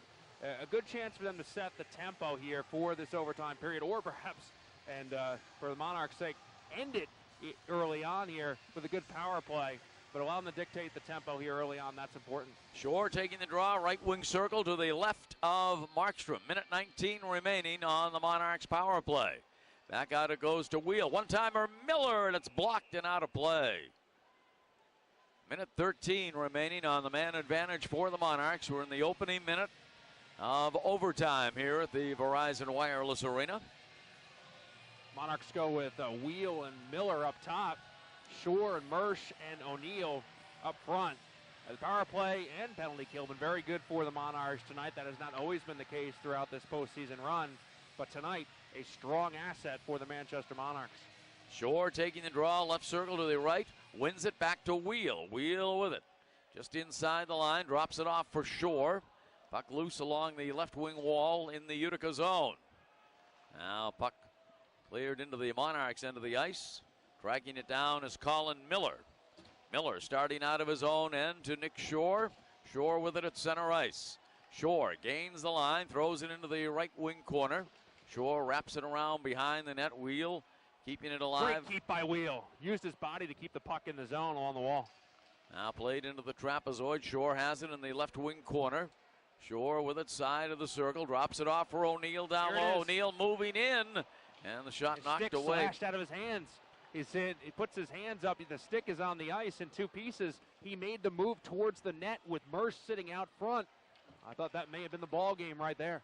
Now with it, Dowd gains the line. Dowd plays it left wing side. Monarchs with it in the Utica zone. Backman has it. Backman in the slot. His shot saved by Markstrom. Loose puck, another shot by Backman. And that one knocked away. Bodnarchuk has it. His shot through a screen, redirected wide of Markstrom. Kept in by Dowd right side. Penalty has expired. Now Dowd misfires on the shot. Bodnarchuk with it. Bods throws it into the left wing corner. Huskins wraps it around the wall on the near side. Bods keeps it alive. Drops it off for Dowd. Dowd hammered in the corner. Now coming out with it is O'Reilly. O'Reilly starting out of his own zone. For the Utica Comets, tied at 1 with the Manchester Monarchs. Now picked up in the neutral zone. Crescenzi breaking in left side. Crescenzi in front, and Markstrom comes out to knock it away. He had Auger as well cutting with him. They took the pass. Crescenzi forced to drive the net. Markstrom filled the net. Crescenzi probably should have let a shot go a little bit earlier than he did. Conacher with it. Back to Sanguinetti in the Monarch zone. There's a shot that goes wide. Rebound taken by Crescenzi. Wraps it around the wall on the near side for Vandergulik. Vandergulik battling with Sanguinetti. Now with it, Auger in the neutral zone. Plays it in along the left wing wall. Auger in the corner. Battling there with Corrado. Crescenzi with it. His pass deflected. Crescenzi trying to keep it alive along the left wing wall. It's now in front of the Monarchs bench on the far side. Puck comes in on Berube and leaves it for Colin Miller. Miller starts out of his own zone. Miller sends it out of play on the far side with 16:39 remaining in the first overtime session. 37 shots for the Monarchs. 24 for the Comets as they replay the Crescenzi drive to the net here at the Verizon Wireless Arena as you follow the action on AM 1590 WSMN Nashua. Face-off just outside the Monarchs line as J.F. Berube gets a water bottle from the Monarchs bench, places it on top of the net, takes a swig, puts it in the bottle holder behind the net. Playing away. Pay you the big bucks right there. That's it. Now puck flipped into the netting in the Monarch zone. Flipped in there by DeFazio from center ice. And we'll have a face-off in the center circle with 16 and a half minutes to go in the first overtime session. Monarchs and the Comets tied at 1 apiece. The game that's now approaching 3 hours old. Wheel will take the draw with Acton, won by Wheel. On it, Rain to Forbert. Mersch plays it ahead. Knocked down at the line. Now giving chase, Forbert in his own end. Forbert for the Monarchs to Wheel. Wheel. Monarchs with it over the line, right side. O'Neill, a drive, and it goes high and wide. Markstrom kept in by Forbert. Now giving chase, Wheel, side of the right wing circle. Wheel plays it along the end wall. And thrown right to the ice was Mersch. He was just taken by the back of the shirt and thrown down. Thus the reaction from the crowd here at the Verizon Wireless Arena. As Bodnarchuk starts out of his own end for the Monarchs. Bods plays it ahead to Shore. Shore throws it into the left wing corner. On it, Auger.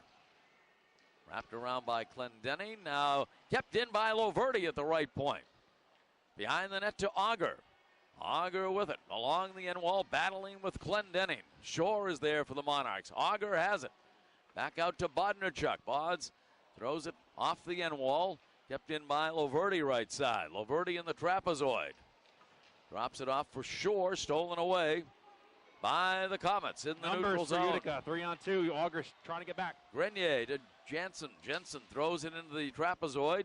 Kept in at the line. Long drive redirected wide into the corner. Got that high and directed it into the corner, and Monarchs now taking some time to clear it out as Bods skates into the neutral zone. Bods throws it into the left wing corner, and that's going to be icing. Looked like he gained the red line to me. I had a better angle on that than the linesman did. That was a really bad call. Bods had clearly gained the red line when he put that puck in.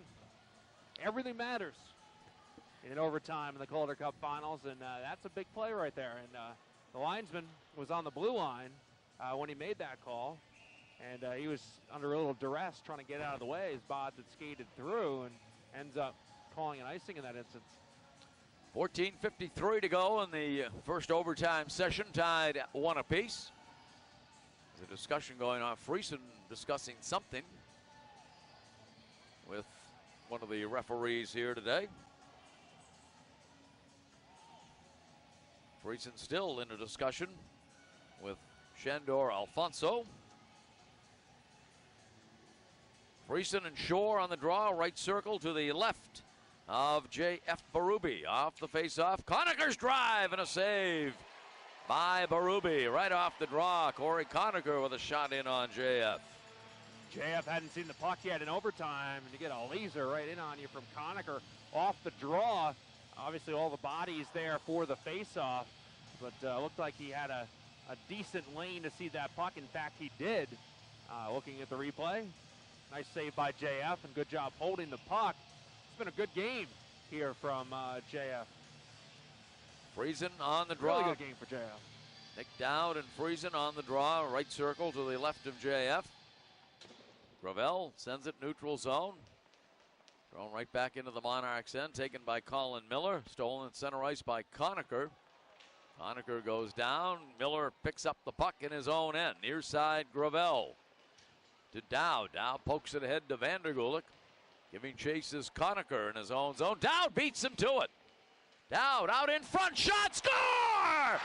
No. Score! The Monarchs win it! It's a goal. It's a goal. The Monarchs win it 2-1. What a great individual effort by Nick Dowd, beating Conacher to the puck and then beating Markstrom for the goal. Wow! Nick Dowd, the hero of this one for the Manchester Monarchs. The goal line looked like it came on early, Ken. Before the puck was in the net, the play was still going on out front, it looked like, and then it was put in. We'll see the replay, but a crazy, amazing finish for the Manchester Monarchs. Well, Corey Conacher was going back lazily for the puck, and Dowd out-hustled him without question. What a great play by Nick Dowd. And I hope we do get the opportunity to see it again. Utica's still on the bench. It does not look like they're going to review it. O'Reilly went over to talk to the officials. And, yeah, they're coming off the ice. Now here comes the replay. You mentioned Dowd, the great effort. The initial shot, the goal light went on, but the puck was still out there, and Dowd finds the puck. The goal light was on during that instance, and the puck was still out there, and he was able to find it and put it home. The referee says no goal. I don't know if Utica stopped playing because the light was on or not, but it looked like they were kind of standing around. If you watch the replay, the three Utica players all standing there, and Dowd is on the puck and puts it home. Monarchs win the game 2-1. They lead the series 2-0.